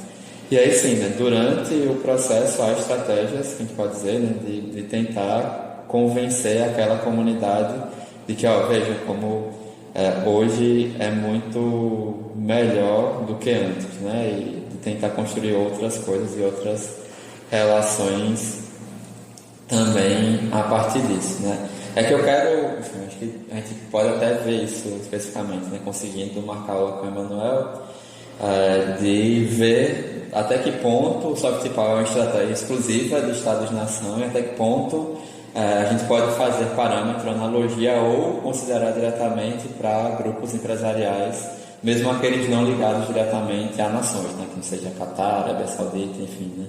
A questão dos fundos de investimento, né? Que aí vai entrar no discurso do capitalismo estadunidense mesmo. Por enquanto, acho que não tem ninguém que levantou a mão. Se o Leandro quiser agora fazer o repasse dos comentários anteriores, pode fazer, né? Se já ia comentar, mas aí foi bom que gerou mais comentários depois. Então, seria, na verdade, assim, questão do colonialismo, em relação a alguma preocupação. Porque, na verdade, assim, o artigo, né, que eu estou colocando e a minha preocupação, de alguma maneira em geral, porque em concomitância eu estou fazendo também um curso de formação econômica do Brasil, e ao longo do curso eu assisti algumas aulas, e aí, como eu tinha até passado para o senhor, que falando de Celso Furtado e tudo, Caio Prado, Júnior e tudo, e que fazem essa menção de que a construção do país e a construção da nação desses países que foram colonizados é justamente a de praticamente, né, eternamente viver em função de ser fornecedor de matéria-prima. E a construção vai ser sempre, mesmo, como a gente diz, mesmo naquele período, assim, o raciocínio, a cronologia que me vem um pouco seria, a linha de raciocínio seria mais ou menos assim: a gente foi constituído como uma colônia para simplesmente exportar e abastecer. Depois chegou num determinado momento em que se desenvolveu alguma industrialização aqui, começou a se ter um raciocínio de um país mais emancipado, eles falam da época dos Getúlio Vargas, quando começa a se estruturar um pensamento de país, um pensamento de independência, de nação, e para mim faz uma correlação ali com o Brasil, quando ele começa a se descobrir como um protagonista do futebol mundial. Depois já começa a embrionar os 30, 34, aí vem depois 50, né, o Brasil já querendo exceder uma Copa, porque já se enxergava como uma potência da modalidade, e dali em diante, o Brasil realmente, assim, quando eu falo aqui, depois vou fazer até a observação do que eu disse como modelo. O Brasil começa a se enxergar como protagonista, e a maior virtude do jogador brasileiro é tido o drible, o improviso, aquela essência do futebol brasileiro. Quando eu disse, eu não sei se eu usei talvez a expressão futebol arte, mas não seria a minha ideia usar essa expressão futebol arte, simplesmente pegar mais ou menos o que é a característica mais notável do jogador brasileiro, sul-americano, mas principalmente do brasileiro, aquilo que é mais emblemático do produto brasileiro de exportação, que é um jogador que dá o drible, que é um jogador que faz o diferencial na parte, digamos, da artística do jogo. E a gente hoje se perdeu um pouco. Claro que a gente produz uma profusão tão grande que, por exemplo, não estou dizendo que o Dudu, como você citou um exemplo, ele vai até um jogador que não é considerado do patamar do europeu, que vai jogar lá no Real Madrid e tudo, ainda assim a gente consegue apresentar um futebol arte. Então, assim, a minha preocupação é a gente não pensar no Brasil, o futebol brasileiro, com as características do futebol brasileiro. A gente ficar tentando importar modelos. Concordo que tem as estratégias de jogo, tem os modelos de jogo. Ontem mesmo eu estava vendo uma entrevista do TV Santana, ele citando a crítica que ele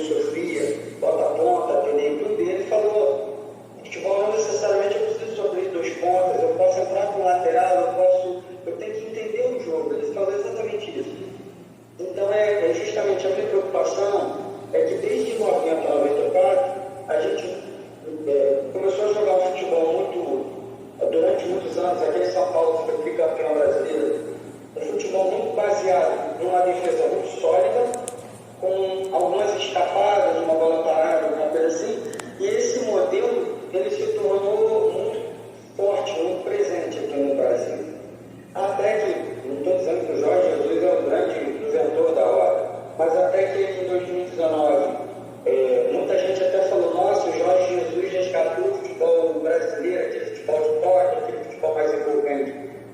Então, assim, a minha preocupação enquanto artigo e raciocínio da tese seria essa: a gente pensar um pouco mais no modelo do futebol brasileiro, se a gente vai ter que adotar SAF nos modelos que estão sendo propostos do tipo 100%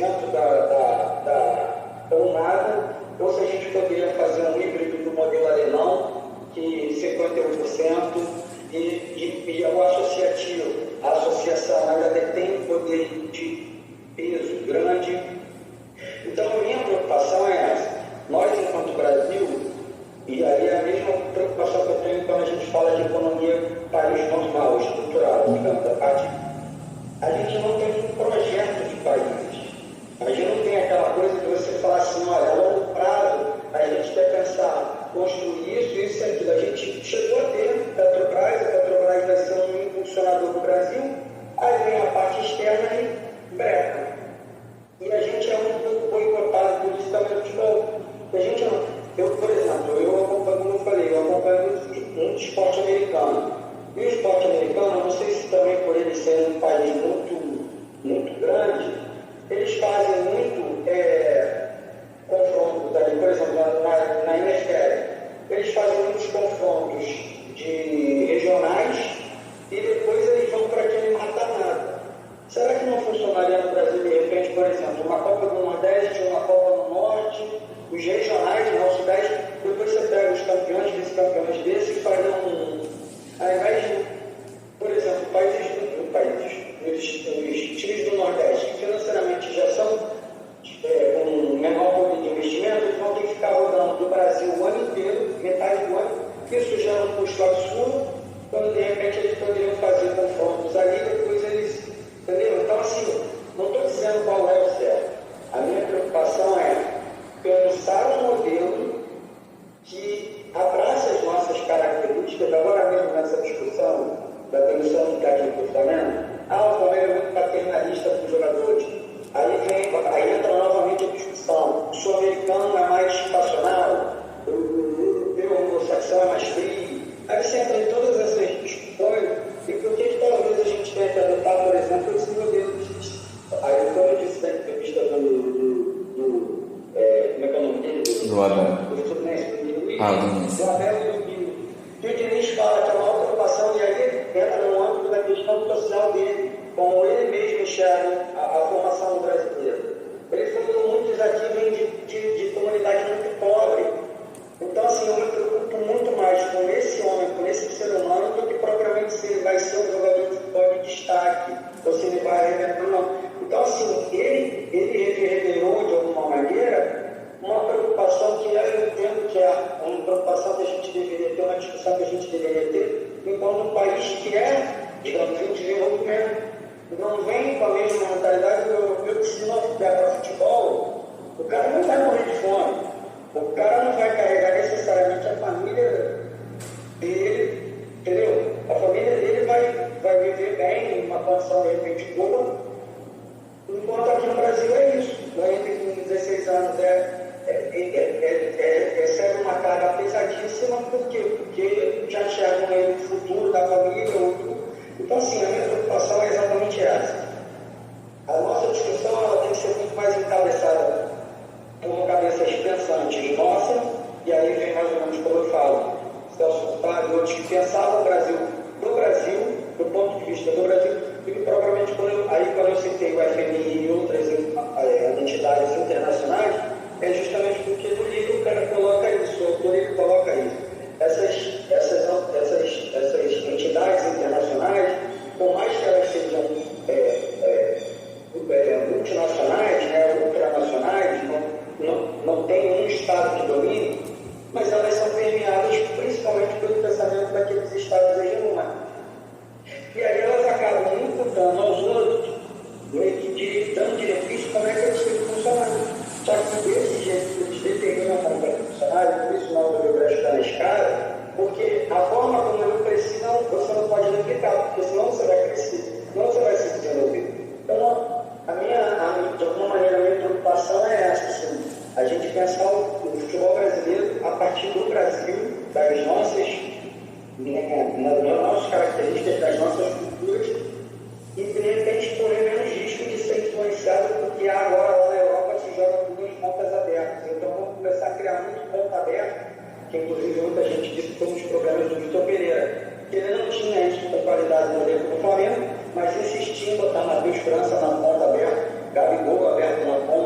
que ele tinha que jogar nesse modelo, entendeu?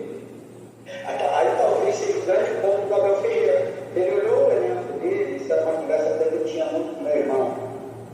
Para você jogar aquela marcação pressão que muita gente fala, a linha do defesa lá no meio campo, você precisa de jogadores com qualidade para fazer a cobertura nas costas de um espaço muito amplo. Ele tem que ter essa capacidade de leitura de qual momento que ele vai conseguir subir a marcação pressão, qual momento que ele tem que recuar para fechar as costas.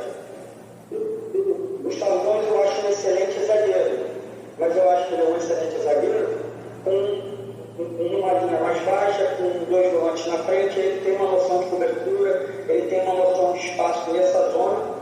Não estou dizendo exatamente isso, estou dando um exemplo. Ele talvez seja um exemplo.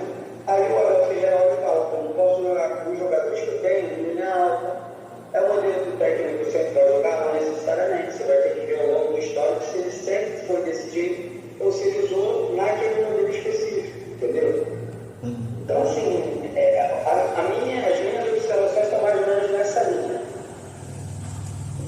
Em relação à coisa de usar o colonialismo, meu problema particular é só com a categoria conceitual, sabe? De deixar bem claro qual é a perspectiva que trabalha, enfim, porque a gente tenta usar como analogia, né? Comparando, e aí é preciso deixar claro, é uma analogia, não é? Enfim, né? A explicação do termo é essa, né? Inclusive ultimamente na comunicação, a coisa do colonialismo de dados é algo muito frequente de uso e normalmente o pessoal não tenta explicar onde estaria o processo de relação de colônia e tudo. E aí, em relação às outras coisas, em relação ao índice do modelo alemão, na verdade nada impede que inclusive alguém crie uma SAF e que venda 30% da SAF, que venda só para capitalizar, sabe? Só que aí nenhuma empresa, segundo inclusive os defensores do modelo da lei da SAF, ninguém investiria se não tivesse o controle dos clubes, né? Então rola uma pressão política normalmente de bastidores, e mesmo o modelo 50% mais um, ninguém ainda, do que eu sei, tentou aplicar. Acho que o mínimo é 70%, né? Alguns casos ficaram 70% para ter ainda uma fatia boa e ter uma possibilidade de receita para quem adquirir maior. E sobre os modelos, assim, acho que tem uma discussão também de que não tem como ver o interno fora do externo e como essas relações se dão. Obviamente, né, de entender as questões de como se dá a pressão política e econômica de fora para dentro, porque é impossível concorrer hoje, né, com a Premier League, não só o Brasil, né, mas a La Liga tem dificuldades, a Série A da Itália tem dificuldade, imagina nós aqui no Brasil, né, então é uma distância muito grande, então não tem como, enfim, não tem como proibir mais que jogador saia daqui. Eu acho que a proibição que consegue se manter é de só sair maior de idade, né? Então acho que tem tudo isso que você falou, eu concordo em relação ao contexto, mas assim, a gente tem uma realidade que não tem como voltar atrás, né? E mesmo em propostas de políticas públicas de como olhar para isso é muito difícil. E do ponto de vista interno também, né? Então a gente precisa saber qual é a CBF que a gente tem, quais são os dirigentes de clubes que a gente tem, né? Neste momento histórico que é de discussão justamente sobre o futebol brasileiro que nós queremos em médio prazo, né, e longo prazo, né, os acordos de liga são de 50 anos, né, então é toda uma história que vai passar nisso. Mas não tem essa preocupação tanto quanto a isso, são eles que têm o poder de discutir isso também. E aí, de novo, assim, acho que do que você falou, eu concordo com a preocupação de como se formam jogadores, né, de quais são as prioridade muito mais física, às vezes, do que técnica. Qual é o modelo de jogador que as bases estão produzindo hoje, que a prioridade é normalmente o modelo que é mais fácil de vender muito pela Europa, ou para clubes brasileiros que aí tem revenda e vendem mais caro.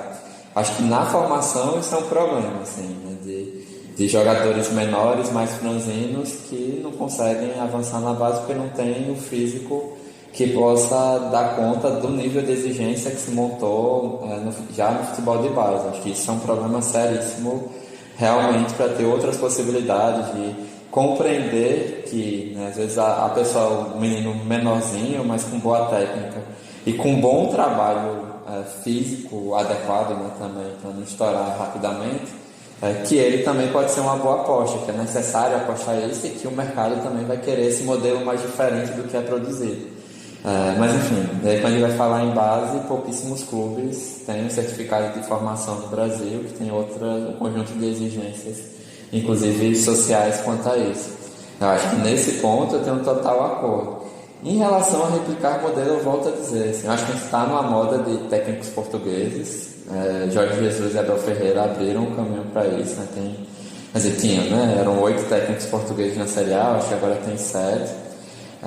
E isso é algo que realmente traz todo o modelo de formação específico, né? Porque eles têm um treinador mais antigo que foi formando a partir de diferentes modelos, e, enfim, do Mourinho até outros técnicos depois, com algumas adaptações, obviamente, decorrentes disso. Mas, assim, eu avalio que a gente tem um problema também de como os técnicos brasileiros não souberam avançar nesse período. Porque o Tite era realmente o melhor técnico brasileiro até o ano passado, técnico nascido no Brasil. Não tem, pelo menos eu não questiono isso. É um problema também dos outros técnicos brasileiros, né? Do quanto eles não se adaptaram ou não se atualizaram quanto aos novos padrões, né? Ainda que o Luxemburgo vá dizer que tudo que se faz na Europa hoje ele já fazia na década de 90, mas tinha outro nome, né? Tem vídeo disso na internet. Então, eu acho que, pensando do ponto de vista dialético, e na realidade que a gente tem de acessar muita coisa de fora, de um processo de formação mais complicado, acho que rever o processo de formação dos jogadores é uma coisa, e os nossos técnicos precisam também pensar em novos modelos, né? A gente tem hoje, aliás, há alguns anos, todos os modelos de licença de técnico da CBF, de técnico que vai fazer estágio fora, né, como foi o caso do Senna, de outros técnicos, inclusive os mais antigos também foram fazer isso.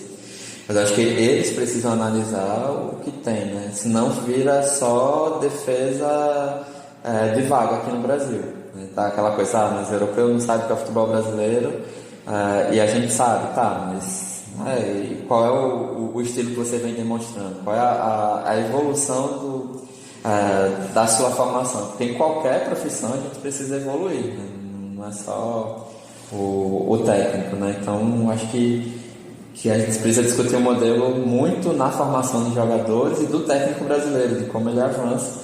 Então que hoje que a gente tem do Diniz com maior destaque, né? Já foi o Dorival, já foi o Mano Menezes, mas com uma oscilação muito grande.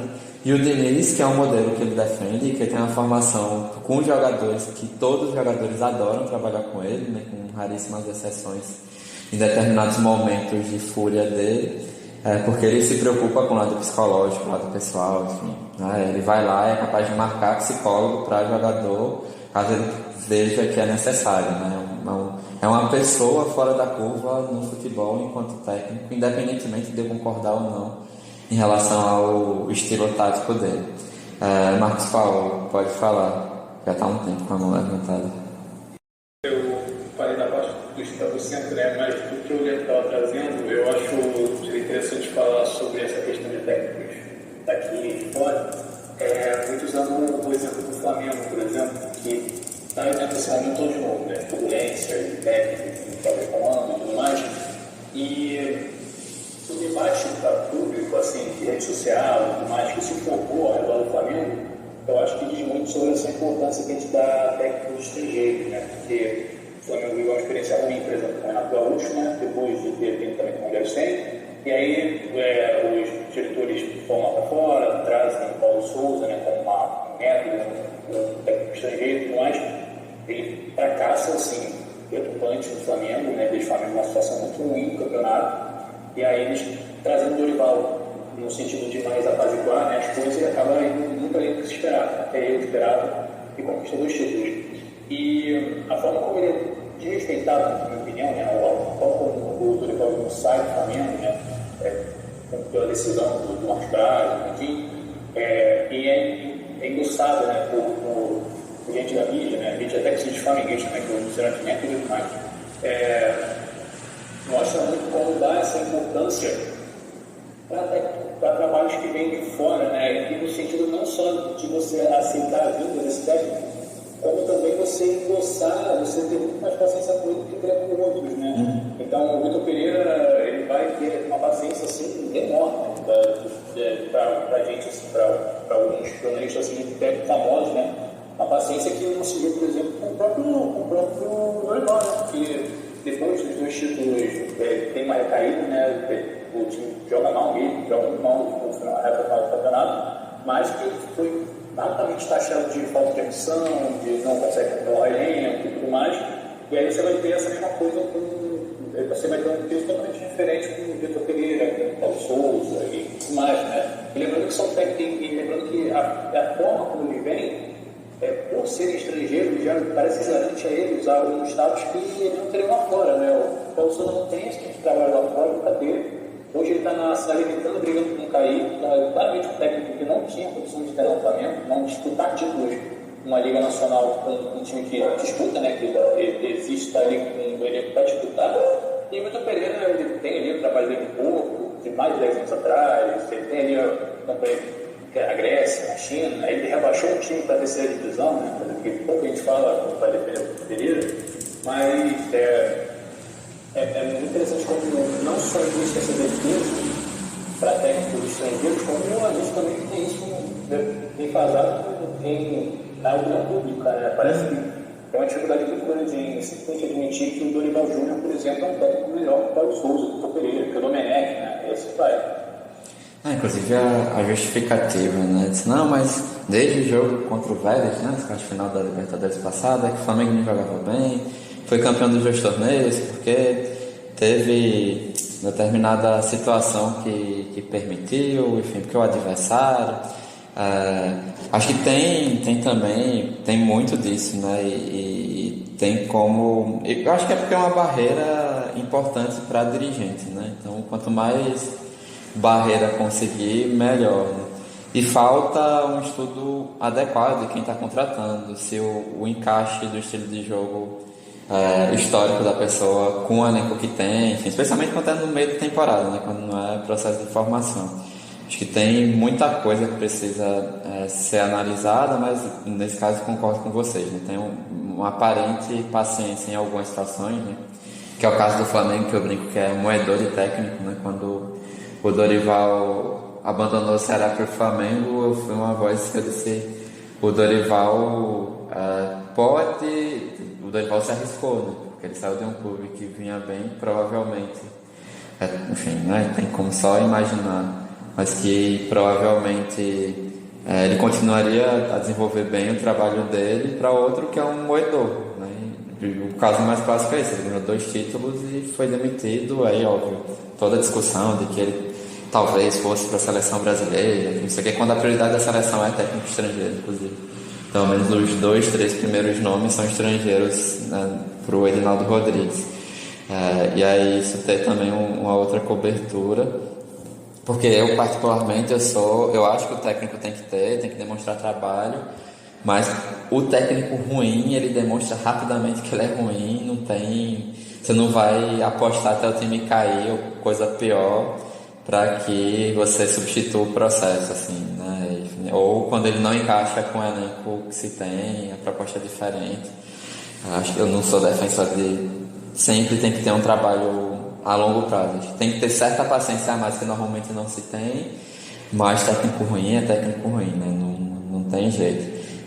Mas sim, tem isso, mas eu ainda pondero que eu avalio que os técnicos brasileiros precisam sair do discurso de defesa da carreira, como alguns fizeram, né, Mano, Jorginho, e tentar demonstrar um pouco mais com o trabalho realizado, com as oportunidades dadas, né? O Dorival aproveitou a oportunidade, ainda que assim não tenha resolvido. E no caso, acho que principalmente o Flamengo pós Jorge Jesus, ficou-se preso à diretoria, né? Imagino que o torcedor tenha mais críticas para isso. Há uma questão de status mesmo, né? Então, que o primeiro técnico pós Jorge Jesus foi o Domenech, que foi contratado como o antigo assistente do Guardiola, né? Já que não dá para contratar o Guardiola, ele contratou o assistente dele, e foi alguém que realmente não tiveram paciência nenhuma, né? Assim, foi bem rápido também, foi bem estilo brasileiro. Eu acho que agora a paciência da diretoria ficou muito mais, hoje está sem clube, ficou muito mais meio que para provar que conseguiria ter paciência do que necessariamente de confiança no projeto. Acho que foi muito nesse sentido. Mas a gente tem que discutir, como eu falei, né, muito o que os dirigentes brasileiros são e como eles usam isso como anteparo, né, como barreira para que eles não sejam questionados. Né? É mais fácil questionar o jogador ou o técnico do que questionar quem contratou sem saber que o modelo de jogo era mais claro, era esse, que não encaixava com o elenco, enfim, ou que não se propôs a fazer contratações para encaixar com o elenco. Né? O Sampaoli, que é um dos nomes, por exemplo, na lista do Flamengo, né, porque está desempregado também, ele exigiu para o Palmeiras contratação de jogadores para ele concorrer com o Flamengo, né, em 2019, quando o Luxemburgo foi escolhido para ser técnico do Palmeiras. E aí, com o Palmeiras que não tinha como garantir isso pela proposta financeira, ele foi para o Atlético Mineiro. Então, também tem alguns cenários, algumas situações que contam muito, mas a gente não pode tirar o peso também de quem contrata e quer pegar um anteparo, né, que é alguém que proteja. E hoje, nessa ordem de proteção, a moda é o técnico português, mesmo aqueles que não têm um trabalho histórico, enfim, que não tenha, tem que analisar a proposta de jogo. Qualquer técnico daqui ou de fora, assim, precisa analisar o que você está contratando, senão vai contar com a sorte para dar certo, né? Leandro, pode falar.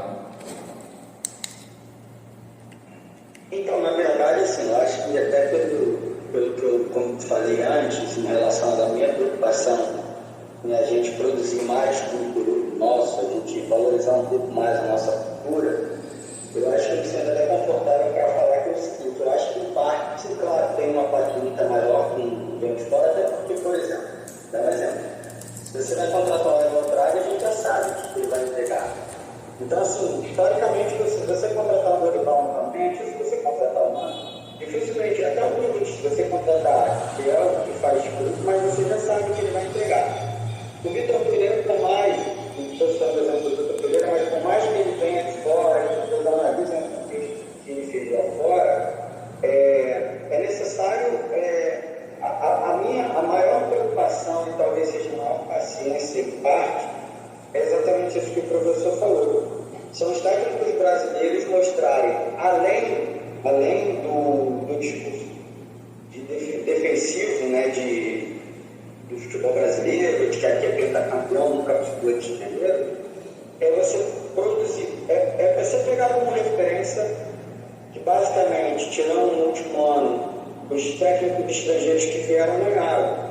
Lá no Ceará, o Fortaleza não é um gringo de Portugal, mas foi toda com uma visão de jogo diferente, com discussões táticas em um outro nível. Então, assim, se põe na mesa alguns elementos de discussão, de produção de conteúdo, que às vezes falta até porque, como o professor falou, quem comanda o nosso futebol é a CBF. A CBF não é vista nem como uma academia, que nós estamos falando novamente. Nós estamos falando daquele país que é, entre aspas, produtor de maior qualidade técnica. Eu até citei a brincadeira que eu faço com ela outras vezes. O Brasil deveria entrar numa Copa do Mundo, de tanto time bom que tem, o pessoal fala assim, os que ficaram de fora daria uma outra seleção que poderia ser competitiva na Copa do Mundo. E tanto jogador bom que tem, é aquela seleção que em tese, né, teoricamente, o pessoal poderia brincar de dizer assim, quem vai derrubar o Brasil numa Copa do Mundo? Então, assim, brincadeiras à parte, eu quero dizer o seguinte, a gente pensar o futebol nosso, de melhorar o conteúdo do que é produzido, parar, sair um pouco desse ciclo vicioso de técnico que joga pelo resultado. Fernando Diniz não joga pelo resultado. Em termos de estética, para mim é o melhor jogo. Quando falam assim, para o técnico brasileiro, por mais que o Tite esteja mais vencedor, para mim é mais prazeroso ver o time do Diniz. Então, assim, mas e olha que o Diniz acabou de lançar para cair no time todo. Mas eu já falava isso para outras pessoas. Eu, antes de gostar do Flamengo, eu gosto muito do futebol. Então, me dá mais prazer ver um bom futebol bem jogado, do que ver um time que joga lá atrás fechador, não menosprezo, eu valorizo. O técnico que sabe que o time dele, tecnicamente, é inferior ao adversário, o time dele atrás para poder explorar outras variáveis do jogo. Não nego isso. Agora, nós, como futebol brasileiro, que temos na nossa mão essa capacidade, não podemos utilizar isso e ficar refém de jogar mais dentro fechado, botando pontinha para tentar salvar e resolver o tipo de individualidade. Aí vem a outra questão. Eu não fui, quando saiu o Paulo Souza, que eu era um dos maiores críticos, justamente por muita questão de sua pegada. Você falou, técnico ruim a gente já vê logo que não vai dar resultado. E quando ele começa a querer, e aí vem as outras questões que a gente fala, das características, por exemplo, o Abel Ferreira fez uma leitura muito boa de como funciona o futebol brasileiro. Ele tem que ter essa percepção. Não adianta você querer tratar o vestiário do futebol brasileiro, que é um pouco paternalista, da mesma forma que você vai chegar lá na Alemanha ou no Manchester United, e que o cara chega lá, barra o Cristiano Ronaldo, gera, claro, um burburinho, mas o time dele melhora de rendimento e ele continua, mesmo tomando 6-1 do adversário, do Manchester United, do City. Ele tomou ele logo depois, botou lá o Cristiano Ronaldo. Mas você tratar vestiários de questões socioculturais diferentes da mesma maneira, talvez seja o erro do Vitor Pereira, chegar aqui e achar que vai barrar os melhores jogadores, era com o Ribeiro, Gabigol, Arrascaeta, sai barrando todos os melhores jogadores, achar que vai resolver o problema dele desse jeito. Então, assim, também não tem essa percepção excitada. Talvez aí volte aí uma bagagem cultural de falar assim, não, aqui eu não posso chegar desse jeito. Mas isso dito, assim, não faço não tenho nenhum apego com a questão de visualizar os estrangeiros como mais capazes. A minha questão é que me parece que eles estudam mais, se preparam mais para justamente o que o professor falou, apresentar diversidade. Aí eu não sei se tem uma questão que a gente fala de, por exemplo, um português, o Vitor Pereira, perdeu o emprego aqui no Brasil, mas ele sabe que ele tem mercado lá fora. Muitos técnicos brasileiros, o Dorival já deu entrevista agora, o pessoal dizendo que o Dorival já até disse que aceita lutar para o Flamengo. O torcedor flamenguista às vezes se sentiu mais desrespeitado pelo Dorival do que pelo Dorival, porque ele sabe qual é o mercado dele. E dentro do mercado dele brasileiro, qual é o time com que ele vai entrar no Palmeiras agora? Dos times que ele vai disputar título, mas não, ele prefere de repente até voltar para o Flamengo, fazer novamente um trabalho que você está vendo de novo. Então, assim, infelizmente, assim, eu gostaria que a gente, no Brasil, e aí vem exatamente isso que a gente está falando, a diretoria do Flamengo.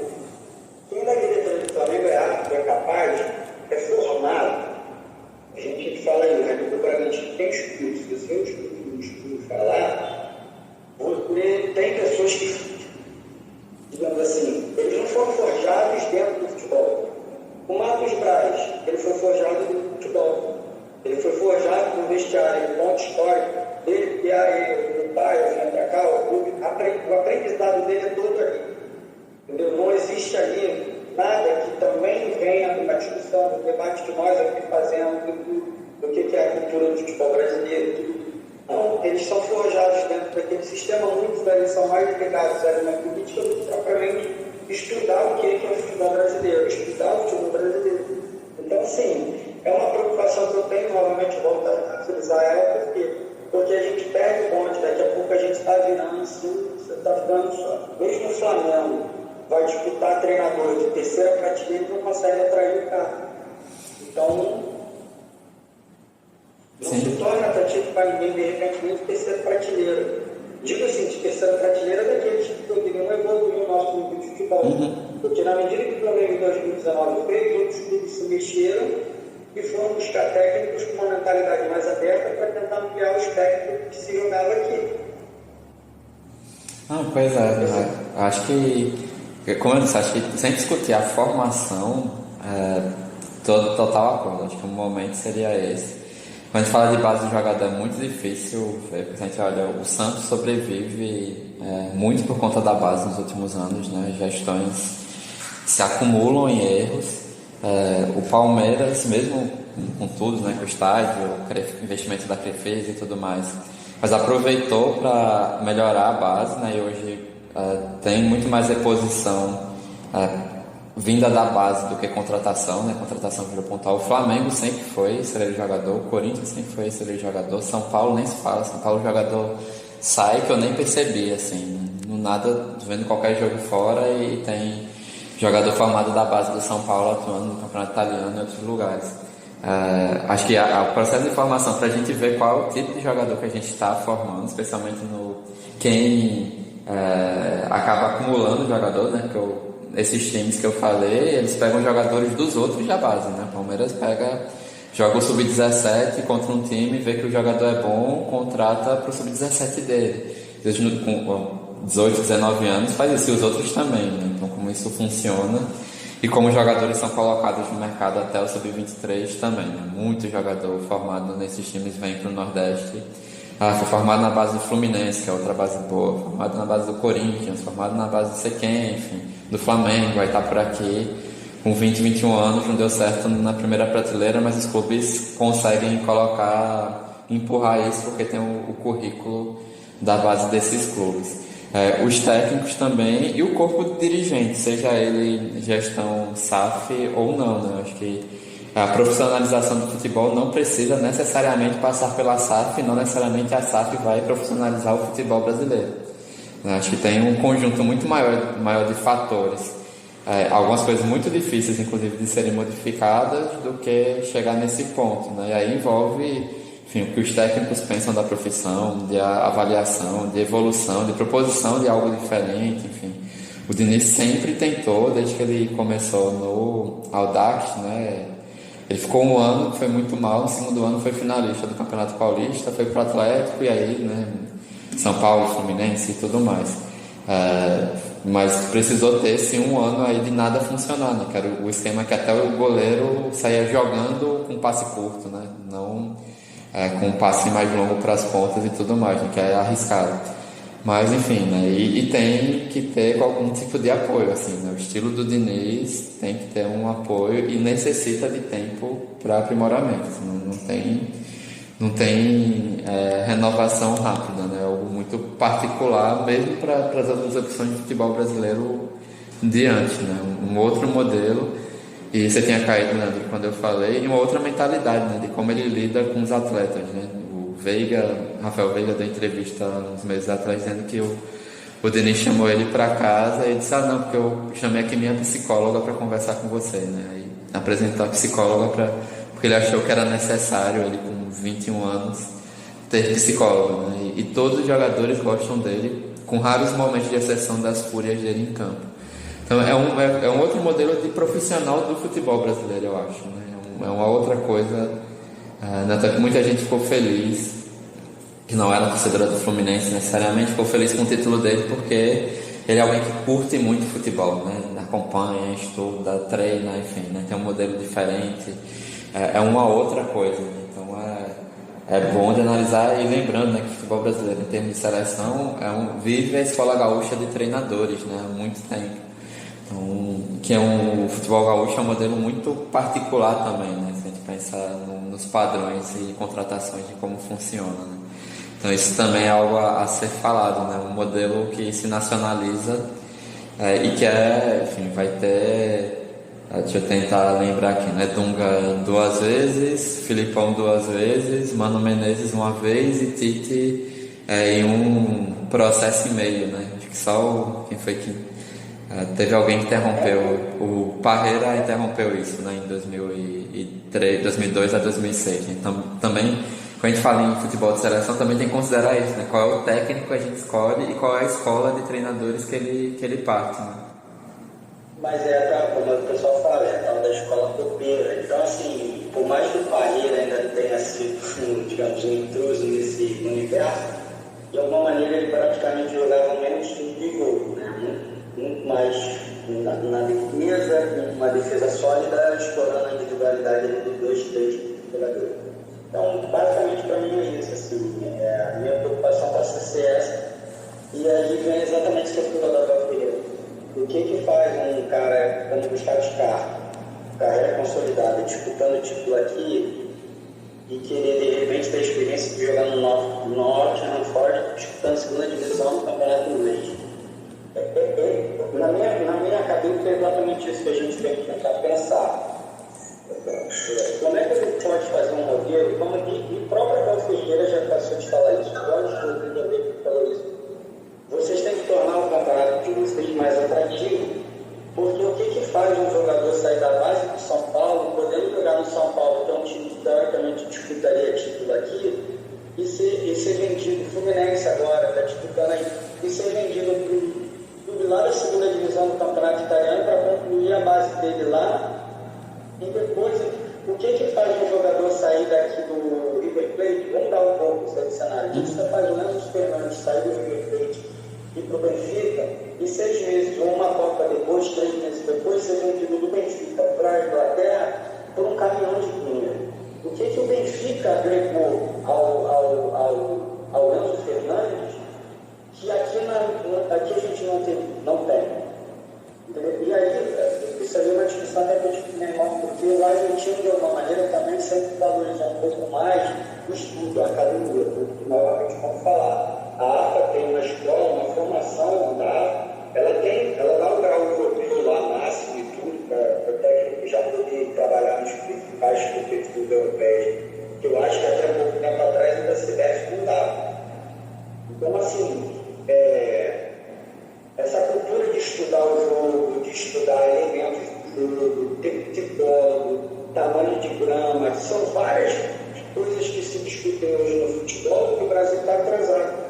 O Liverpool chegou a botar lá contratou quase igual ao futebol americano, contratou uma pessoa, um especialista em bater lateral, porque o Klopp ele perdia muita posse de bola de lateral.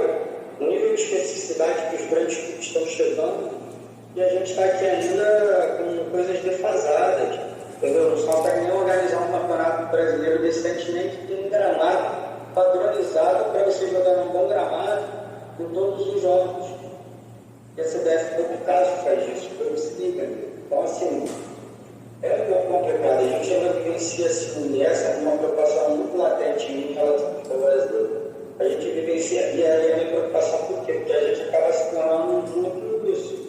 O jogador vai na base, você nunca ouviu falar, daqui a pouco ele desconta lá igual esse Gabriel Martinelli, desconta lá no campo, e o pessoal vai falar assim, quem é esse cara? Aí, até comentarista esportivo de TV, digamos, das mais referência, às vezes não sabe quem é Gabriel Martinelli. Vai falar assim, o Tite colocou agora o tal de Gabriel Martinelli, aí estavam puxando os histórico para onde era Gabriel Martinelli, esse primeiro foi da base de São Paulo, sei lá, ou da base. Entendeu? Então, assim,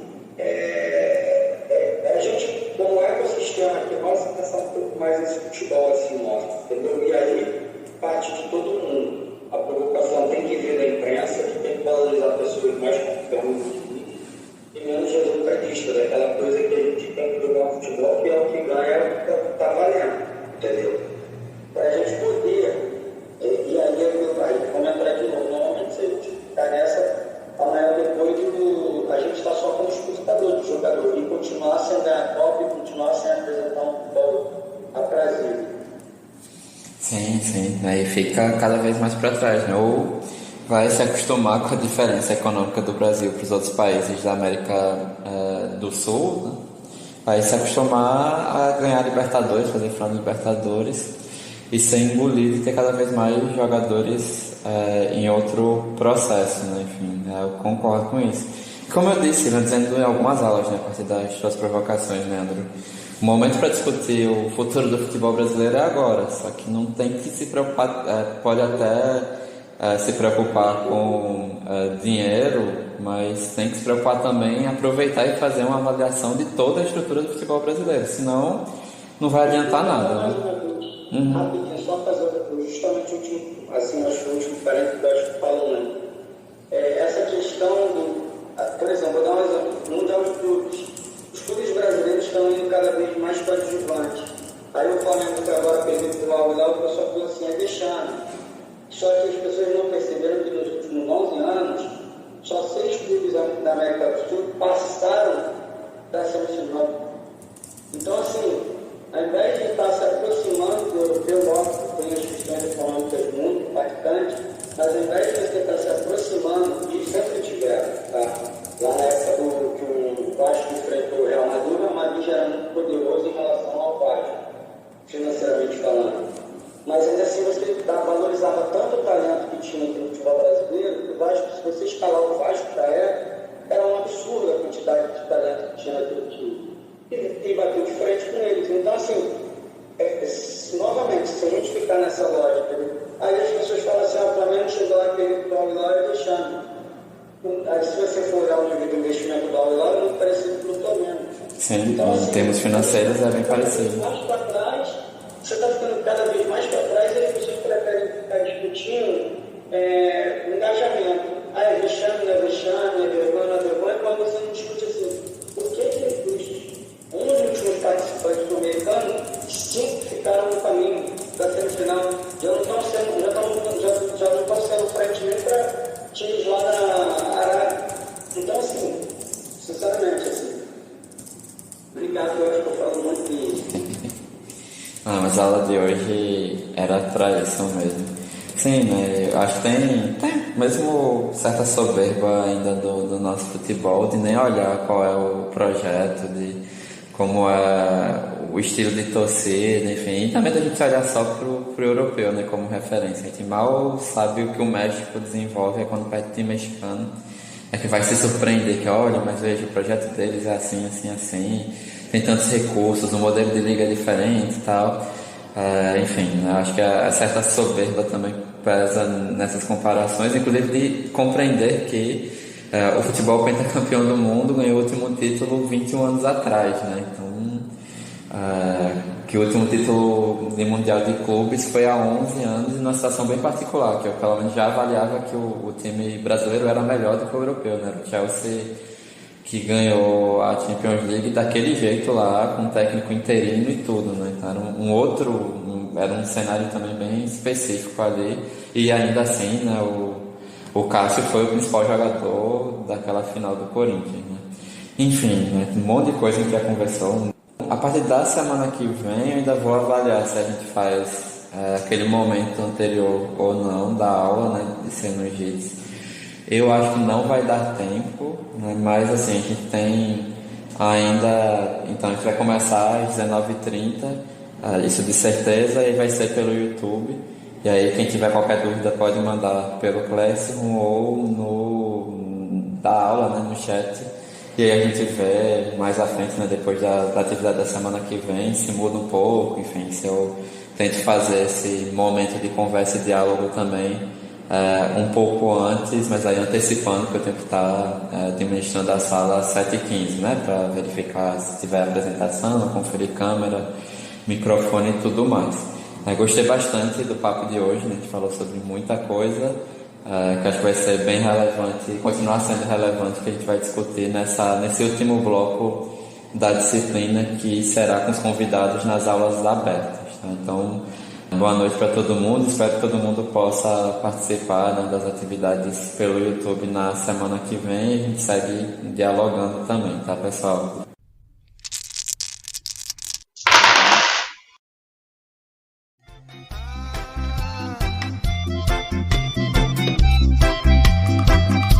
Estou preso na rede, que nem peixe pescado. É zap, zap, é like, é Instagram, é tudo muito bem bolado. O pensamento é nuvem, o movimento é drone.